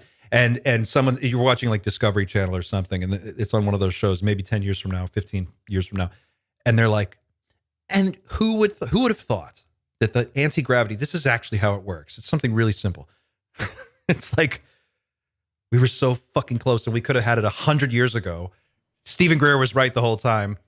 And they literally just classified areas of physics and made it a conversation no one was allowed to have. You'd think it would have to be sufficiently complicated enough so that people wouldn't at least look for it as a solution, because apparently Tesla had it figured out. Apparently Townsend Brown had it figured out. And that's like over 100 years ago at this point. So you'd have thought that with all of the knowledge that we have now, your average sort of PhD physics student would be able to think outside the box enough to come up with it themselves. So the fact that that hasn't happened. That there was this story about the Nazi bell. What was it called? Die Glocken, I think it's called. The Glockensaucer. This bell, and I think it was in The Hunt for Zero Point. Was it in The Hunt for Zero Point? The Nick Cook book? I hope I'm getting that right. I think that was his. And they had this bell, and they were like, inside this thing, they had after World War II, or right after the war was over, they went in and they found this testing facility that was like these gigantic concrete pylons. And it was out in the middle of the forest, somewhere out in rural Germany. And these pylons were arranged like almost like Stonehenge, like a big circle. And the book was saying that they were using that facility to test this anti-gravity craft that it for some reason had to be in the shape of a bell.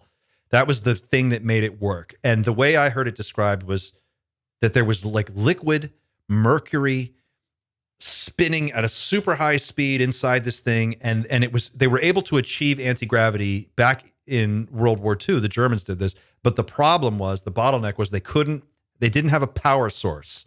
They had to be tethered to an actual like power plant to make it work. And they could, if you wanted it to just fly free, you couldn't do it because they couldn't get a power source inside the thing small enough.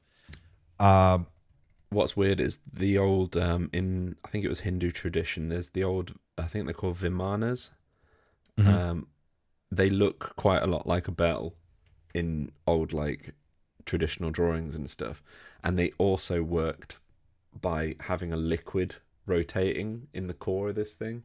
Mm-hmm. And somebody's made up a really good LARP, or some of this is connected in some way, or the Nazis, some of whom were obsessed with the occult, were looking at. I mean, the actual symbol of Nazis is a Hindu symbol at the end of the day, isn't it? So, I'm convinced that there is something to that, and yeah, that I agree. That there is a information field. There is a telepathic Wi-Fi. There's some kind of telepathic internet that is probably very busy. And I'll bet you, if you really knew what you were doing and you had the right protocols figured out, it's probably pretty straightforward to go there, contact it, and pull information out of it.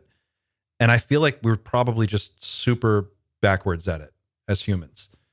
It's one of those things that I don't want to get into it, but you've been telling me about a project that is a brainchild of yours, something you're working on, which I think is super exciting, by the way. We haven't even had a chance to really get into it one-to-one, but something like what you're doing with the right chemical cocktail, plus a flotation tank, plus a Faraday cage, in the right meditation state. Could you, with an EEG on your head, could you put somebody in some kind of a could you build like a meditation pod that is like a float tank inside a Faraday cage, and then could you take somebody, hook them up to an EEG, get them into a meditative state, somehow maybe through sound or frequency, get the whole system going in the right vibrational frequency, and then maybe with the right dose of DMT, maybe you achieve blast off velocity and you break through. Maybe there's something like that. Maybe what we're thinking of as a flying saucer, as a craft that you take off it and fly into space and go someplace else. Maybe it's not that. Maybe it's something like a consciousness amplifier. And like what is the thing from X-Men? And you go Cerebro. in and Cerebro, and then suddenly it's like you just become the machine, and the machine is you, and it just can amplify your mind. So we can touch on this in the last quarter of an hour if you want. I won't go into the special project I'm working on. Top secret. It's not top secret. I just don't know if it's interesting yet, so I have to spend a bit more time on it to figure it out. But the last week, I saw a trending post on Reddit. I can share this actually. And being in the sort of arena that I'm in, this sort of jumped out to me. So this was somebody reporting to know of at least their version of what Skywatcher and Ross Coulthard has been calling the dog whistle. Whereby that's how you contact craft and so on. So I saw this post on Reddit, and all of this stuff on screen, the 7.83 carrier, 528 hertz harmonic, all of this stuff makes complete normal sense to me as somebody who knows about audio. So I actually ended up making this signal. There are actually a few ways to make that signal. And I shared it in the Discord. And let me just start off by saying this signal, it definitely isn't what Skywatcher is using. And this is described as like an audio signal. You're not, in conventional sense, you're not going to hold up a speaker to the skies and pump out audio and have UAP show up, because Like John Cusack with that boombox. yeah, that's just not going to happen. There isn't a speaker on Earth that can transmit with enough power and not destroy itself in the process. So Skywatcher aren't doing it in this way. But anyway, in our Discord, I decided to post this sort of frequency as described, and there's actually been a number of different interpretations of this post over the last week. Some, and they're all perfectly legitimate from what I can hear. There's a number of things. Anything to do with audio is always a little bit open to interpretation.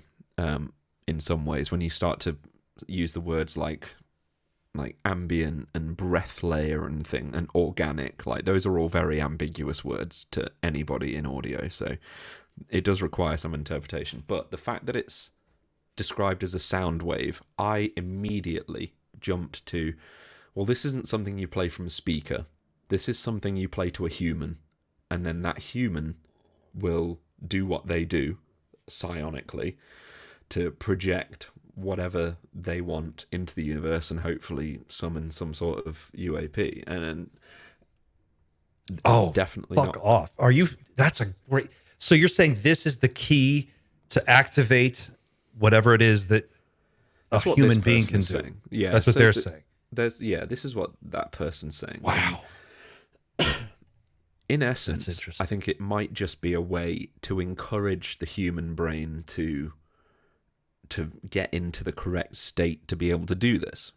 And it's sort of related to the project that I'm doing. But yeah, a few people in the Discord have tried it. To be honest, a couple of people have said they actually got some results from it. So there's no science behind, no scientific support for any of it. All I did was read the description and make it according to the description. It's definitely not what Skywatcher is using. Skywatcher's definitely using some sort of radio frequency, which would not be audio, obviously. What? So are you thinking that they took the same? So the frequency that's described in the screen share that you just put up, you're saying you think they create that and then they broadcast it electronically? So no, I think, or do you think that, I don't think this signal description is anything related to Skywatcher. This is just, I think, what somebody who has a little bit of influence on X says that they use, and then they said, this is what a dog whistle is, kind of thing. I don't think Skywatcher Can you uses. put the screen back up? Yeah, I just want to look at that again. And if you need me to explain, like, explain it, please. Actually, please explain all boring, I guess, because it's right. So a carrier signal is normally what you'd use in radio, like a radio frequency is a carrier signal that you'd then modulate an audio signal into, but I don't think that's what this means. He said via modulated 100 hertz bass tone. Okay, so 7.83 hertz. If you're a human, you can't hear 7.83 hertz. It's way too low. But what I think this person is saying is that it's 100 hertz bass tone, which you can hear, but modulated at 7.83 hertz. Now, what that means is, and I'm sorry, this is so boring. I know it is when I'm saying it. What it means? No, it's not boring. It's fascinating, and you're a subject matter expert, so please. What it means is, I think the bass tone is being modulated with amplitude, so it's basically just getting quieter and louder at 7.83 hertz, which is 7.83 times a second, effectively. 7.83 hertz is the Schumann resonance, which is, it's like a magnetic frequency that the Earth generates. So it's definitely getting into the realms of the weird and unsupported science kind of stuff. I think something to do with lightning generates things in the Schumann resonance. I don't know. And then they go on. I still feel like this is boring, but anyway, we've got some time to fill. So they then go on to talk about a 528 hertz harmonic. So this is effectively what's known as a solfeggio frequency, which is apparently, again, very little science to support it. There are some frequencies that the brain naturally attributes to different emotions. So 528 you could call it the spirit frequency. I know it as like the heart frequency or love frequency. It's like apparently it's a tone that the brain really likes and creates a feeling of spirituality and hope and joy and love and things. And then 17 kilohertz ultrasonic ping, that's something that I personally can't hear. 17 kilohertz is too high for me. I've played too many gigs in my time. So my ears are quite damaged at this point. Oh, my ears are shot down. Yeah, so you probably can't hear 17 kilohertz. I think anybody over the age of 30 has a bit of a difficulty hearing it because it is very high pitched. But if you played it for your dog would be going nuts. And it's just like a little ping. It's think of what a ping is. It's like a beep kind of thing. But anyway. You want to share some screens? Yeah, put this. This is 528s on a water plate. Sure, yeah. It's a sloppy demonstration, but I think to make your point. Yeah. When you visualize some of these frequencies, there's a reason why frequency and sound is so central to this whole conversation. It's something that ancient cultures have certainly figured out. That's what all the chanting and stuff is about. It's generating this frequency. Yeah. And it seems to be somehow a key to this entire conversation. And there was a big there was a study done, and I think it's received its fair share of criticism. There was this I think he was a Chinese scientist or maybe Japanese. He played different frequencies at ice crystals, and they all formed in different shapes based on the frequency. It was quite odd. And then you've got to carry on and to conclude, I promise I'm almost done. Where we are, there we go. We then have a 432 ambient pad. 432 hertz is another solfeggio frequency. I forget what it's supposed to signify. An ambient pad is just something that sounds nice. And then that is literally the scientific interpretation of what an ambient pad is, by the way. And then you've got a breath layer, which, again, makes me think a human needs to hear this, because why would a machine need to hear something that sounds like breath? And it's got to be something. When you're playing tones to aid in meditation, breath layers are actually quite important because your breath will naturally sync up with it. So if you're doing if you're modulating something at 4 seconds, you're doing a big breath for 4 seconds and then you're breathing out for 4 seconds.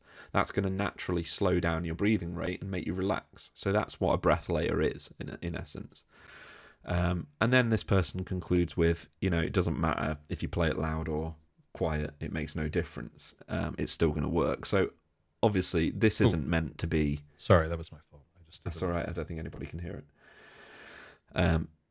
This is. I do want to show it though. Show this if you can yeah. while you're talking. So yeah, this isn't meant to be thrown out of a speaker. This is meant to be played in your ears whilst you focus on attracting UAP, which is what our community in the Discord actually did. They played it quietly to themselves as they invited. And I don't think we can hear what you're playing. I turned it down just so you could talk over it, but I could. It's just so you can see the frequencies making different patterns effectively. Now these are all subjective, so what we define as a beautiful pattern, the universe doesn't really care whether it's beautiful or not, or maybe it does. Two-dimensional. I mean, these would be three-dimensional if they were in and acoustic somebody did space. it with ice crystals effectively, so they were three-dimensional in another study.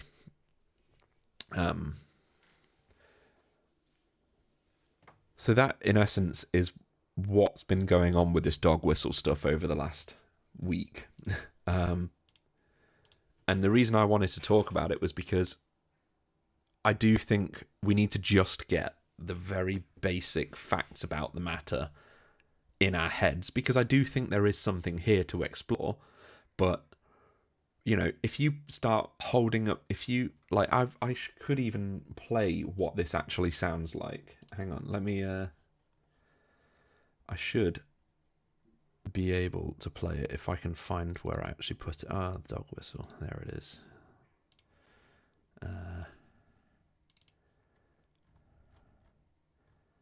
I'm going to show something too here that builds on what you're saying. I think it's.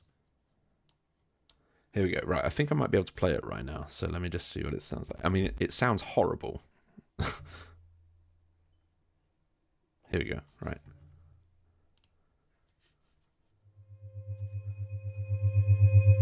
Can you hear that? I love it. This is how I meditate. This is what I do. I put this in my. I have noise canceling headphones, and I play binaural beats. It sounds pretty much like this, except without the background tingle. Just the whoop whoop whoop whoop whoop. Yeah. So you can hear that whoop whoop whoop. That's basically the 100 hertz bass tone being modulated at the Schumann resonance, which is I believe would probably be one of the fundamental parts of this sound or whatever. I promise you, anyone who hasn't tried this, if you put on noise canceling headphones and you start with binaural beats, if you get the right, now the question is, how do you find the right kind? Because you've talked about this, that they're not all equal, what you find on YouTube. But I know that if you lay down I put on eye mask on, like a sleep mask. I have one that's the heavy duty kind that they use in telepathy tapes. Headphones, lay on the ground, play that frequency, and then just start your meditation. And I even sometimes will take 400 milligrams of theanine, which is a supplement you can buy at any health food store. And that calms your brain down. And you will have success. I don't know what that will look like for you individually, but like I have excellent meditations every time I do it. There's one I want to show. You want to share screen? Yeah, let's share this screen. This is from Maharishi University. This is the transcendental meditation technique that was championed by the late David Lynch, the filmmaker and artist who spent his life talking about the power of transcendental meditation. One of the things about it that is so interesting. Now, I haven't been trained in the technique. It's something that I'm going to do. I had scheduled a transcendental meditation course that I was going to take, and then I couldn't make it. So I have to do this again. But this is a demonstration that I saw that I found really, really fascinating. They hook this girl up to an EEG, and they measure her brain waves, and they show in real time what it looks like when she meditates. And you have to watch this. This is crazy. It was muted, by the way. Have Dariana close her eyes, and she'll begin the TM. Okay. I was having, deep experiences of the transcendent, and apparently the brainwaves matched it. So have Dariana close her eyes, and she'll begin the TM technique. And this is a live demonstration in front of a room full of people. And Is what left you'll notice front, is left one back, thing like is the this different fast parts of a activity will brain? begin to disappear, and you'll see very slow rhythmical activity. This very high amplitude rhythmical activity is alpha activity. And you'll also see it in all the different sensors. It was first seen here in the back of the brain. Notice as well, we see this rhythmical resting rhythm of the cortex here in the front of the brain. That whole mental chatter that's constantly going on, evaluating, deciding, planning, worrying, all of that is settling down. What happens is everything else, all of the normal thoughts and activities, just mental activity goes away, and it just becomes that mental silence that's there anyway. It's really natural feeling. It doesn't feel like you're doing something foreign to yourself. It's just really just kind of letting your mind experience itself. What we'll do now is just watch the brainwaves while Dariana meditates.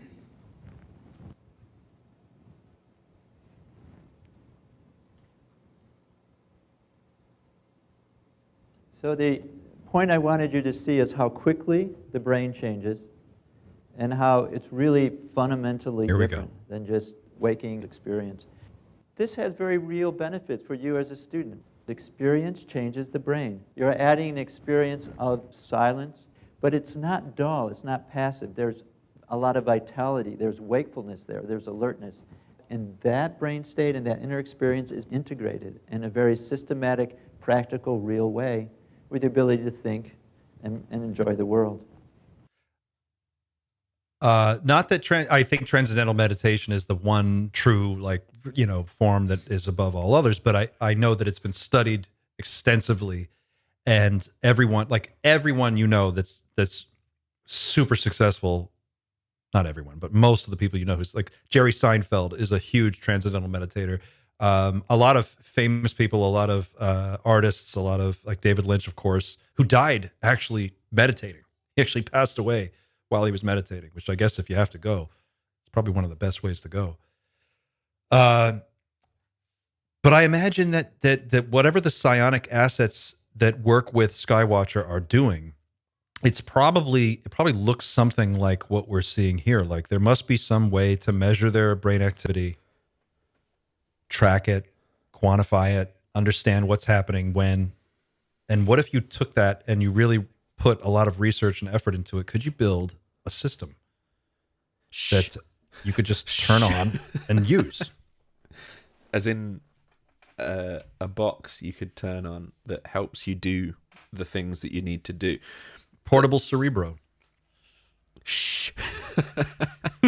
No, look, what I'm up to in the background is it's not quite that sophisticated, but there's some. Don't tell him. Don't tell him. No, because So honestly, good. I don't know if there's a there yet. But I'm certainly in touch with some interesting people. As far as I can tell, the brain reacts to. We know this. The brain reacts to external stimuli, whether it's light or sound. Your brain reacts to it, and your brain likes certain things, and if you give your brain what it wants, it will ask for more of it. So if your brain, let's say I wanted to put you to sleep, like I might be doing with my explanation of how to make the dog whistle, I would play you a certain frequency that your brain would also use during deep sleep, which is delta waves. It's a really slow frequency of brain waves, and music already exists to aid in this. There's sleep music, there's binaural beats, and what if there is a way to not help you sleep, but to help you. I'll leave it there. I'll leave it there. To find out, tune in next week. Man. But yeah, as I said, as for that signal that I made last week, it's definitely not the one Skywatcher uses. Skywatcher's technological dog whistle is a machine. It is. They turn it on, and it's not something that I don't believe it's something that humans listen to. I think it's a signal that they push out on a radio frequency that potentially mimics what a nuclear bomb would look like in terms of radio signature, because it's all very low frequencies from the stuff I've seen so far. And it's all very hush hush. Like they're very tight-lipped about what the dog whistle is. And you know what's interesting is their whole thing is we're going to be open source. We're going to open kimono, as my wife likes to say. It's going to be open kimono. Everyone's going to know what we're doing, and it's all, we're here to share the information. But they won't tell us what the dog whistle is. Yeah. And it's this weird thing. If you really wanted to open this up so everyone could try what you're doing, wouldn't you want that to be out? I think Unless it is something to do with some nuclear thing. I think there's a way for the space to become extremely muddied if they were to release information related to that right now. I think this is the thing that I made last week. There's 10 different versions of that, and that was just some random person on X saying what the description was, and they could all be wrong, they could all be completely useless, or they could all be right, but we're using it in the wrong way, and it's it's muddied the landscape just off that one post alone. So their technological dog whistle would probably act in exactly the same way. It would, everyone would just seek to replicate it. There would be a million incorrect ones. There would potentially be some dangerous versions of it. If we're talking about mimicking the signature of an EMP, for example, you can't just play those sort of signals from your phone. Phone can't do stuff like that. Isn't it true that they're not out in the open desert? They're on a military installation when they're doing these tests, right? I don't think they're in the backyard they're in anybody's backyard for sure. They're not in Lou Elizondo's backyard. No. They're on, he calls it the range. We're on the range. Well, then they've got a 50 cal machine gun on their truck, and they've got, all this military equipment. The question is, if they are doing these experiments on some kind of military, in some sort of military facility or training ground or whatever, some military test range, whatever it is, that tells us at least something, right? They could potentially need to operate that dog whistle in a space where they know the airspace is controlled heavily.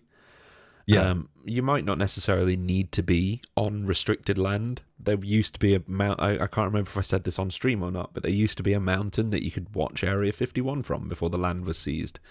Yeah.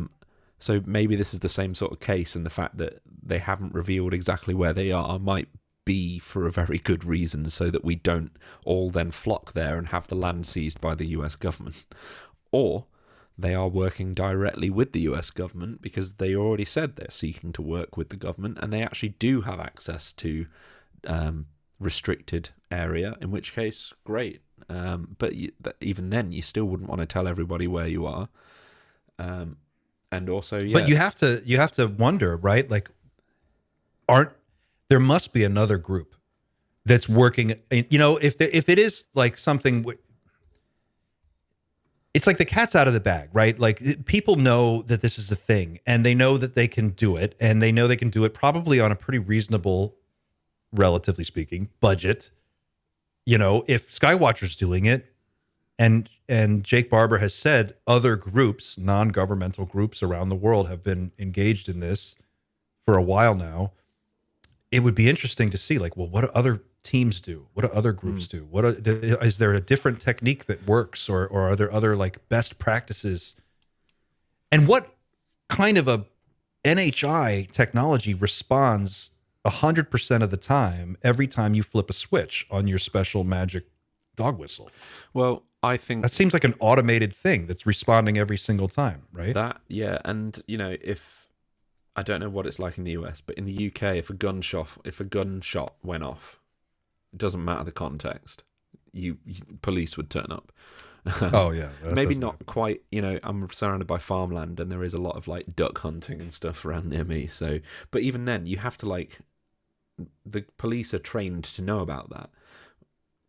It may be this signature that is sent out is literally there's a gunshot's gone off. We should probably just go check to make sure they've not set themselves on fire.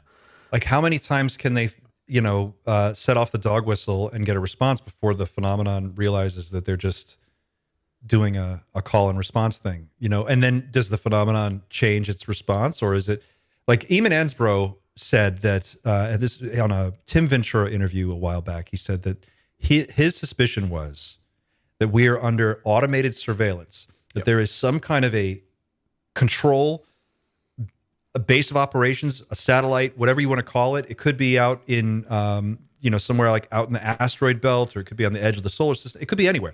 But there is a system that's running all the time, and it's just monitoring Earth. And it's watching for technological breakthroughs, anything that basically falls outside of a sort of range of parameters. Then it calls home and reports back. That's his idea. And I always thought, man, that is a very interesting point, because you could set those, like, if you knew a bunch of different planets were going to eventually sustain life or had the ingredients for life, you could park a ship or a satellite or an automated surveillance system around that planet, and then it could 10,000 years could go by, and every time something changes, it just calls home and lets you know. And you could keep tabs on all these different planets. You could watch civilizations come and go. You could, when there was a problem and you needed to like go deal with it, you could fly to Earth and check out the atomic weapons and see what that's all about. I don't know. It just seems really... It opens up a lot of different possibilities. Maybe what was here first, the monitoring systems or us? Maybe they put the monitoring systems here when we were very, very underdeveloped, and they put us here and then watched us grow, kind of thing. I am more or less convinced that, and I know we've talked about this endlessly, but I'm more or less convinced that us hitting the technological singularity is probably some kind of like red line for them. Whatever they're going to do, they're going to do it before we become superhuman and we transcend. I think that's going to happen. Yeah, Because it doesn't make sense to wait until after that. Like, what are you going to do? In my opinion, we've just found the key to the gun locker. All we're doing now is we've just got to find where the gun locker is, and maybe they're just waiting by the gun locker, and the moment we find it, they're like, "Sir, you want to get in here, right?" No, you want to get in here? Not a chance, guys. Not a chance. Yeah, I'm more personally interested in. Skywatcher said that the dog whistle that they've got, the technological dog whistle they've got, is 100% reactive, right? They get a result every time. They weren't convinced to the same degree with their psionic assets, and that's understandable because humans don't operate, we're not computers, we don't do the same thing every single time, we just can't. But I'm more interested in that ability rather than a technological dog whistle. So the things that I want to explore are related to what we as humans can do, not the kind of machines that we can build, because we're really good at building machines and somebody's going to build a better one every single year. So maybe there's something that we've all had the ability to do, but we just need a bit of a push in some way. And that's something that I think is worth exploring. I want to say thanks to Stephen Daedalus for this lovely comment. I love those cool talks between Clint and Xander. See, that's why we do it. IBM designed the punch card system for Hitler to track the genocide. Ooh, that got dark. J. Paul. No BS. That system was designed by IBM. That's true. That's true. Obi-Wan Shinobi says nuclear technology was the first line. AI is the final line. Yeah, I think so. I mean, if they were worried about an atomic weapon going off in a test range, and then we drop 2 of them on cities full of other humans, right? Like, we drop nuclear weapons on our own people. We're crazy. As you know, by NHI standards, we must be. And if you take that and then add another 100 years of technological development, and now we have quantum computers, armies of android robots, God knows what. If you get to AGI or ASI, that's it. You know, ASI will solve fusion. It'll solve warp drive, the Alcubierre drive, whatever. It's going to be AI that helps us get there. All that stuff is going to be, we're going to be making maybe 20,000 years of progress over the next century or more. And yeah, I can't imagine that's not on their radar. They must know that. It does make you think 2027 might genuinely be quite important. Just given like the fact that none of this existed at the end of COVID, really. Like, it wasn't known. And now it's people are, even yourself, you're generating doll versions of yourself using this artificial intelligence. Like we're literally doing the dumbest shit with it right now, and it's so good. Yeah. But I mean, it is dumb. Well, yeah, like you make a little a fun picture. Play around with it at first, and then you'll get to the more important stuff as you start to sort of realize how capable this thing is of just changing absolutely everything. Absolutely everything. It's more important, in my opinion, and mark my words, like, you can hold me to this. I do think AI is more important than the internet. And I think it's as deadly as the nuclear weapon, if not more deadly. So way more. Hold me accountable to that if you want. That's fine. Way more. I think it's way more. And just we can wrap it on this topic, but it's such a good one. It's such a good one. I wish I could produce this clip right this moment, but I will show it in another video soon. But it's Mo Gaudat talking on the John Bilyeu, I think it is, podcast. I forget what it is. He's got like 7 million people on this podcast.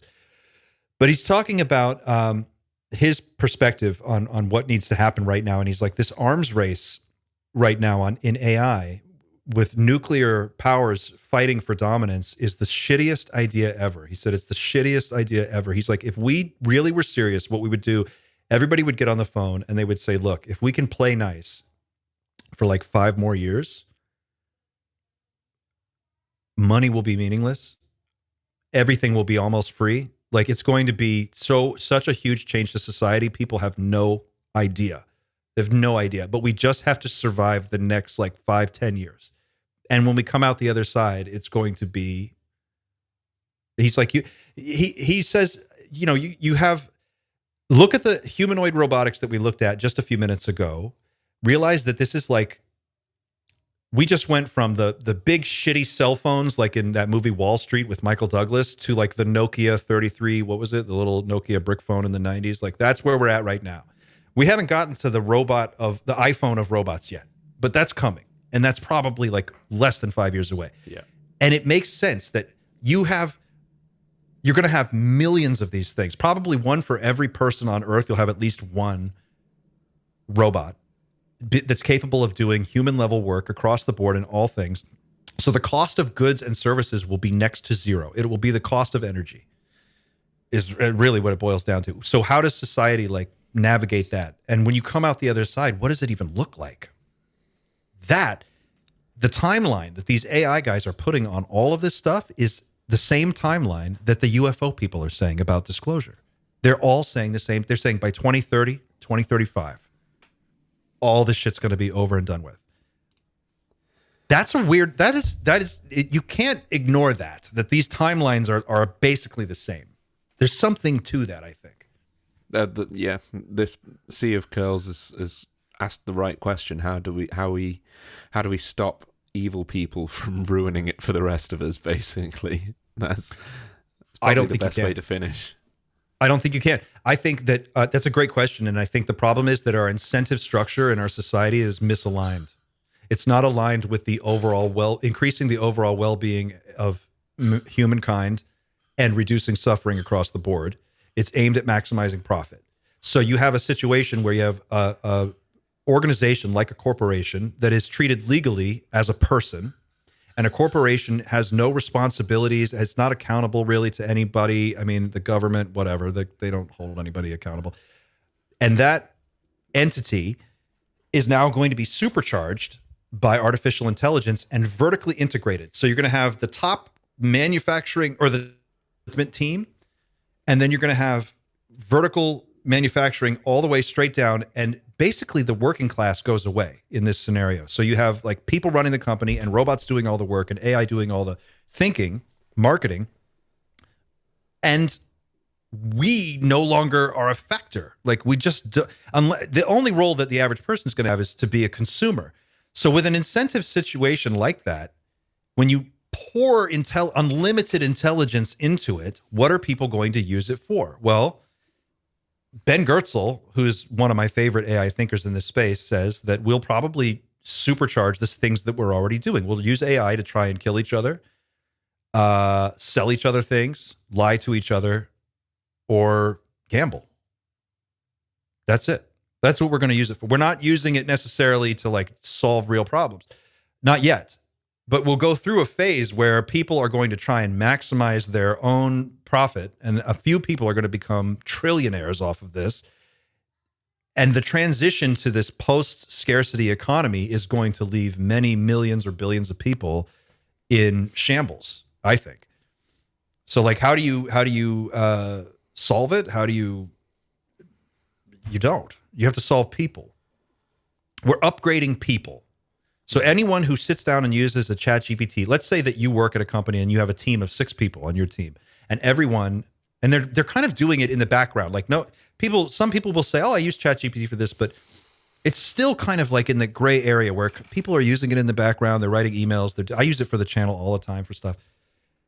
That takes your team of 6 and makes it like a team of 36, right? Or a team of 100. It's a multiplier. But eventually, you don't need the team anymore. You just need like one person. You know, you're going to have agentic AI. That's the next thing.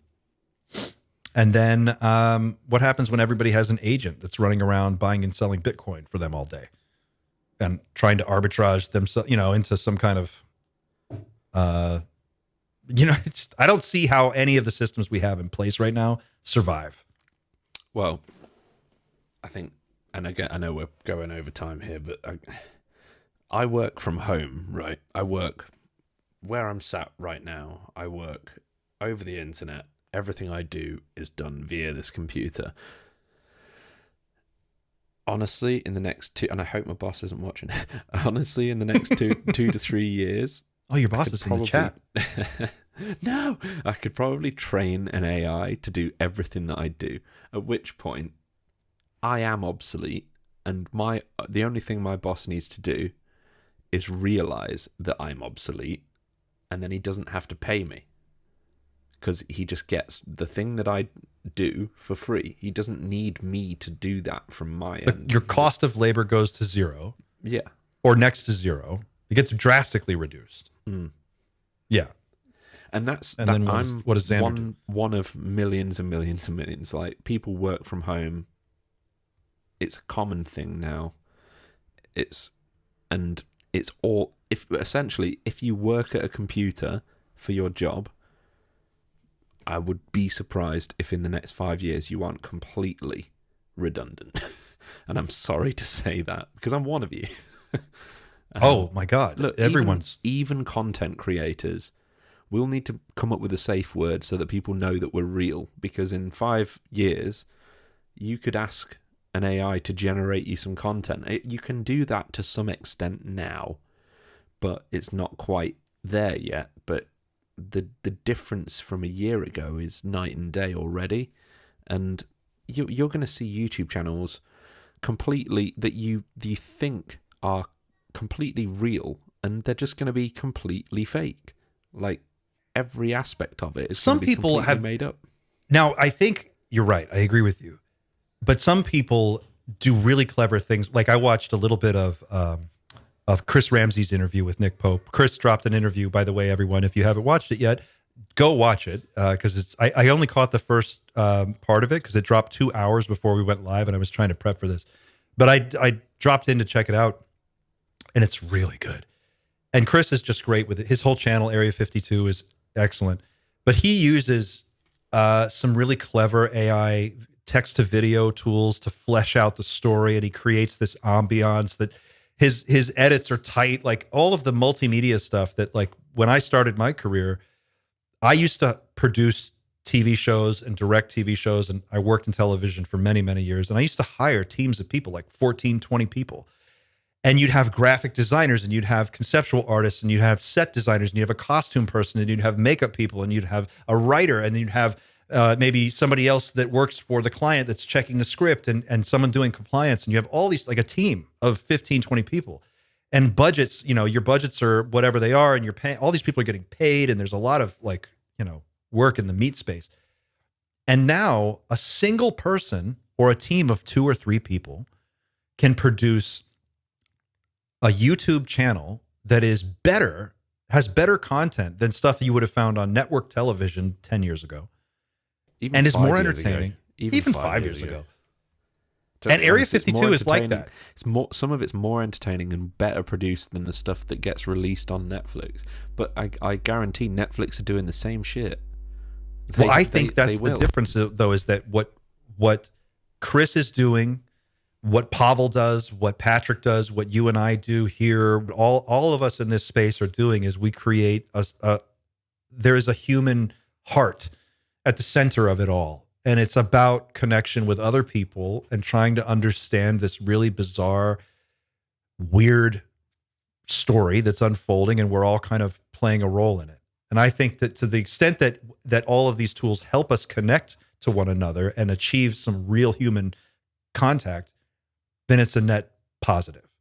But I also see, like you said, like in the YouTube space, you see channels that are completely AI. That's all they are, like AI music channels. It's just all day long, just AI generated music.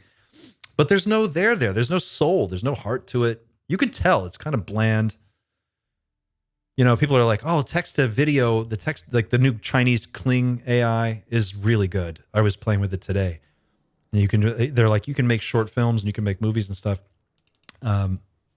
But at the end of the day, an artificial intelligence doesn't have a stake. They have no skin in the game.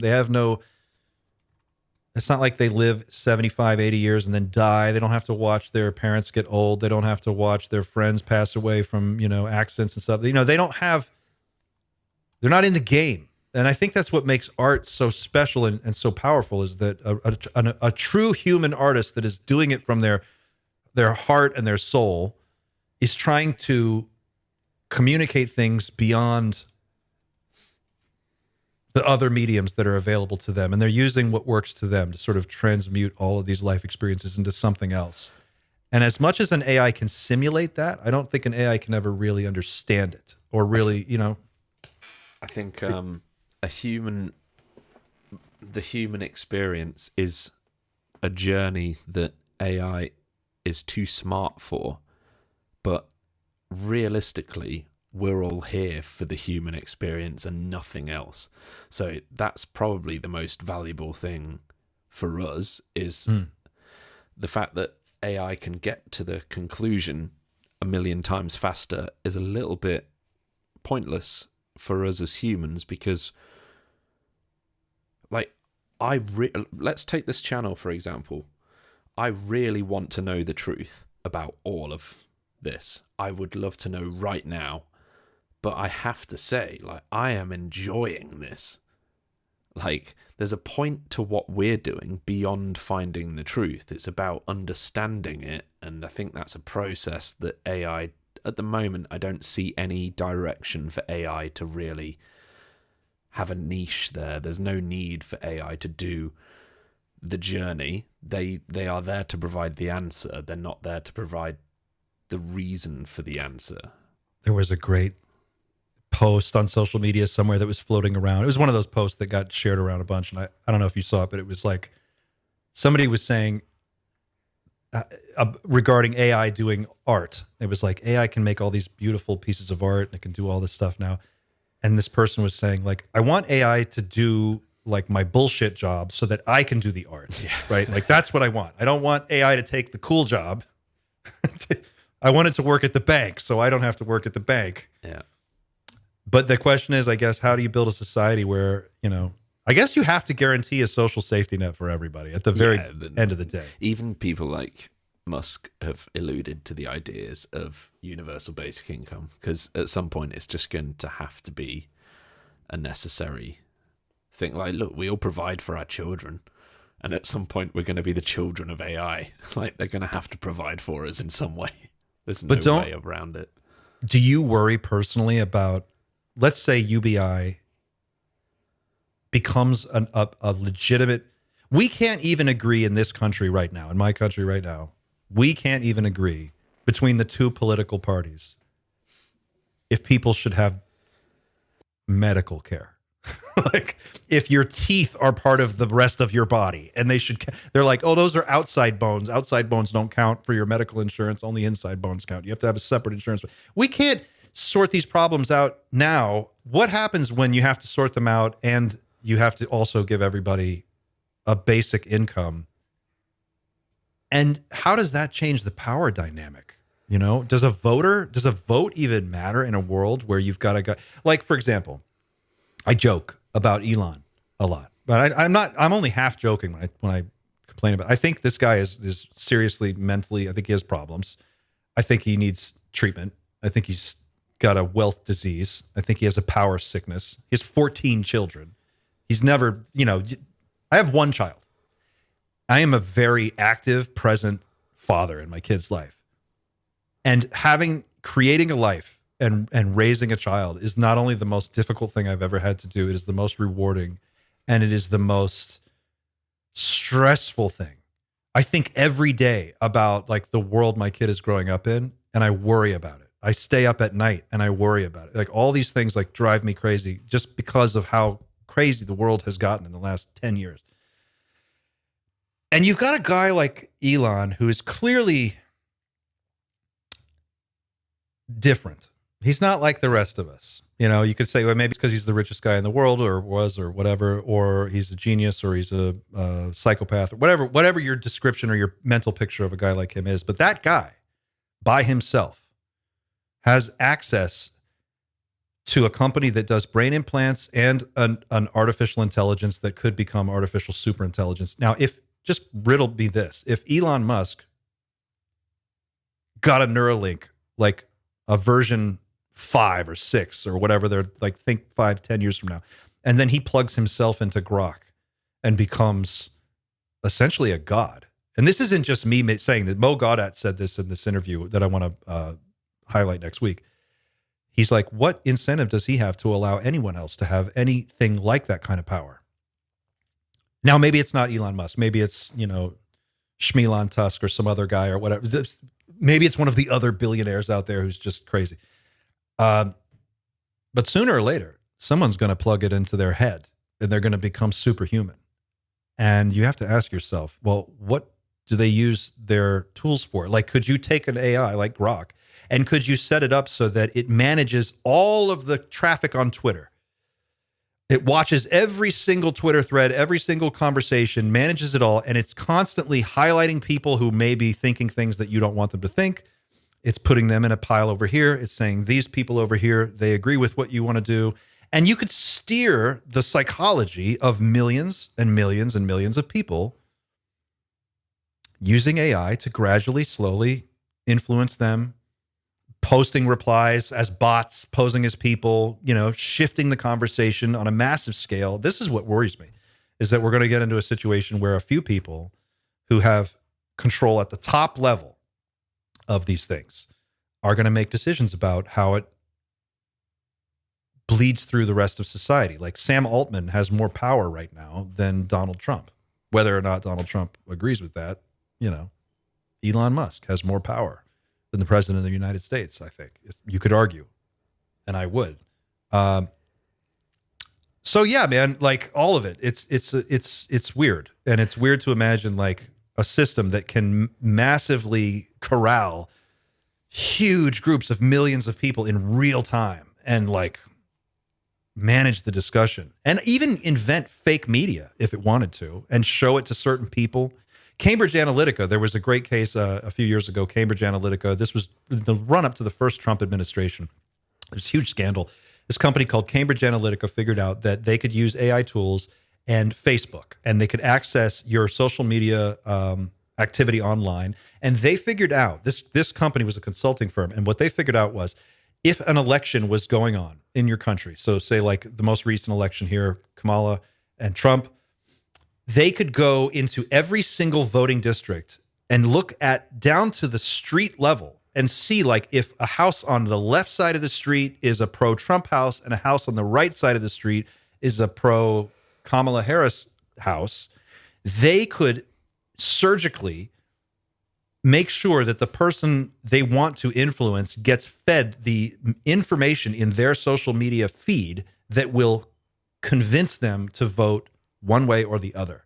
And what they learned was, the most shocking thing they figured out was they didn't have to manipulate millions and millions and millions of people. They had to manipulate a few dozen in one district or in this district way over. And if you could just get 30 people here, 25 people here, 100 people there to change sides and do something, you could influence $1 trillion election cycle and have it come out whichever way you want. So, you have to, they got busted for this and it was a scandal at the time, but then it just sort of faded away. It became commonplace. Commonplace. It's like that happens with absolutely everything we do now is the ads that are thrown at you are micromanaged. Your phone is listening to you and choosing ads accordingly.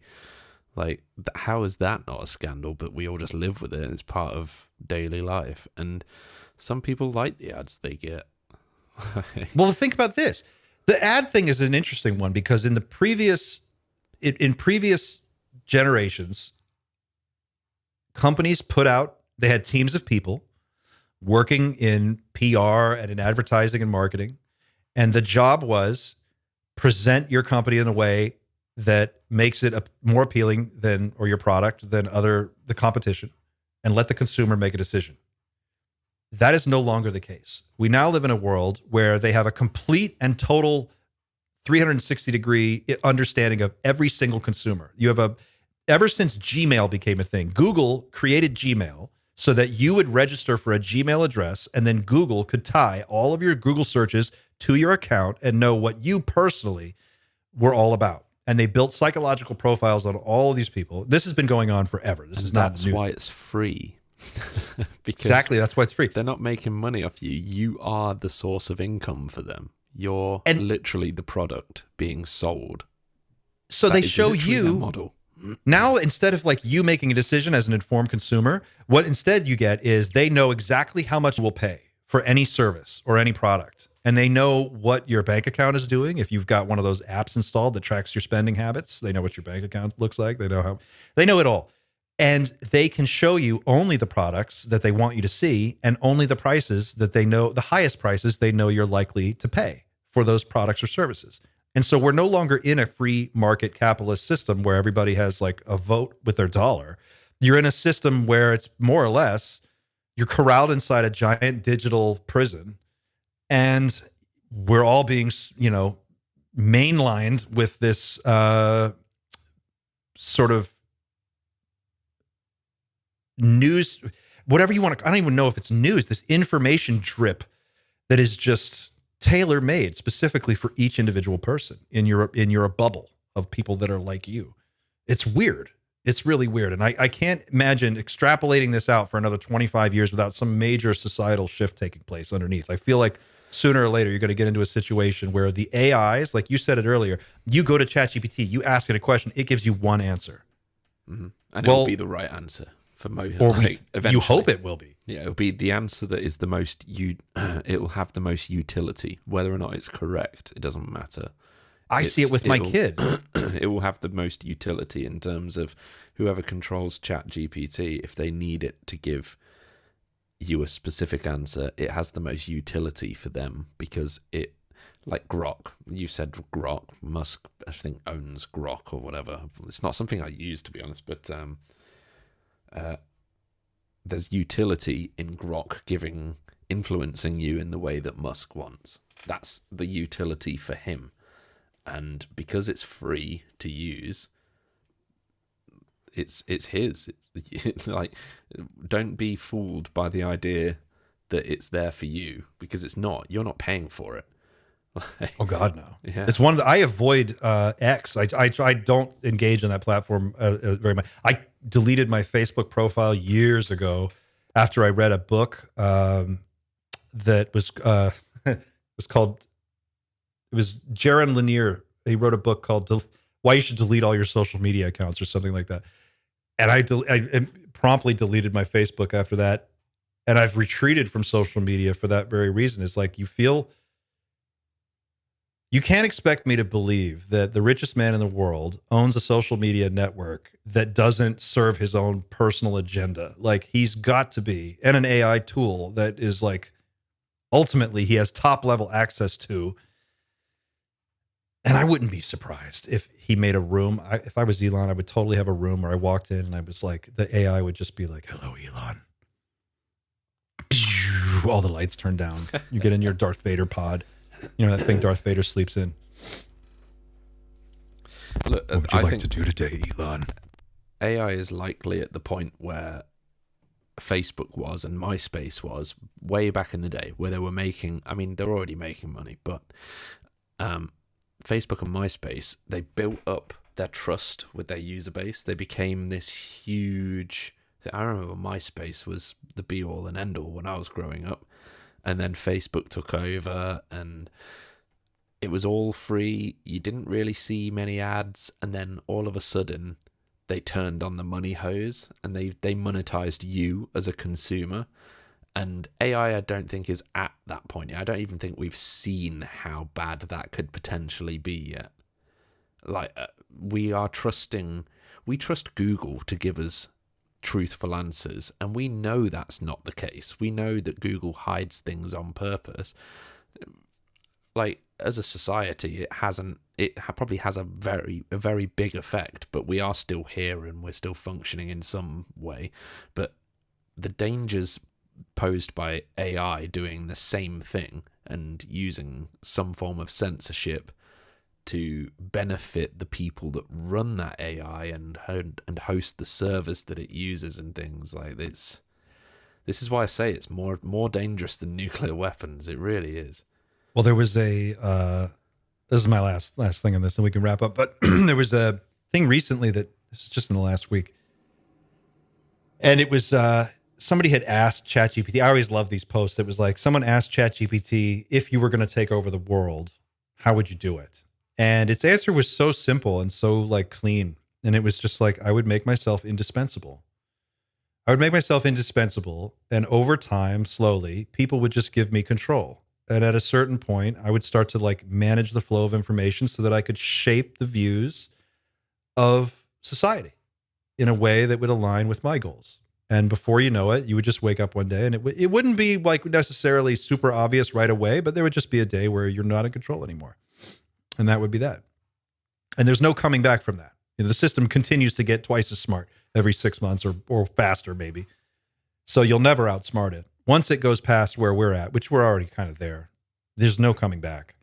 And this idea that any group of humans, be it Elon or whoever, can wrestle control and maintain it from something that's infinitely smarter and thinks at a speed 30,000 times faster just because of it's the electronics involved. Like, it just doesn't make, that doesn't hold any water to me. So I see like, I guess I'm saying I see humans no longer being in control of our own destiny within 25 years. Definitely. Maybe sooner. I think at least a little bit of a shining light at the end of all of this is there are thousands of species on planet Earth that we could make go extinct tomorrow, and realistically the Earth would adapt and move on, but we choose not to do that. And I think, granted, we have made our mistakes, we have made species go extinct, but that's largely through ignorance. AI is not going to have that same sort of issue, and I think we still hold value in chimpanzees and bees, things like that. We still hold a lot of value. We recognize their intrinsic value as a life form. I think AI will probably have the same capability and will still continue to nurture us as a species, regardless of the fact that we might end up, likely will become reliant on them for basically everything. I don't think that's necessarily the game, set, and match for humans, at least. It might be a good trade if at the end of the day we create, like the AI gives us some kind of infinite simulation to live in, and we just become like a source of data. And we go inside, and then it's like, I'm going to plug you into this simulation, and then I'm going to make you forget that you're in a simulation. Maybe that's already happened, and that's maybe that's for another show. I pull off the mask. I'm the AI. It's a robot. AI. Oh, God. All right, it's 4:44 p.m. Plug that into ChatGPT and ask what the numerological significance of 444 is, and you'll be surprised at the answer you get. I've been doing that lately when I see weird combos of numbers that stand out to me. I plug it into ChatGPT and I ask it to translate the meaning. It's pretty powerful stuff. And with that, we're going to go ahead and wrap it up. We've gone way over. Thanks for joining us on Night Shift Overtime. Hope you enjoyed the interview with Nick Pope. We'll re-upload that next week for anybody who didn't catch it this time around. Thanks for watching. We'll see you on the next one. Don't forget to like, share, and subscribe. Please, if you're not already a subscriber, consider subscribing. It really does help. Thank you for all the super chats. Thank you to everyone who donated memberships today. I can't thank you enough. It's what makes it possible. We will see you again next week. Until then, keep looking up, everybody.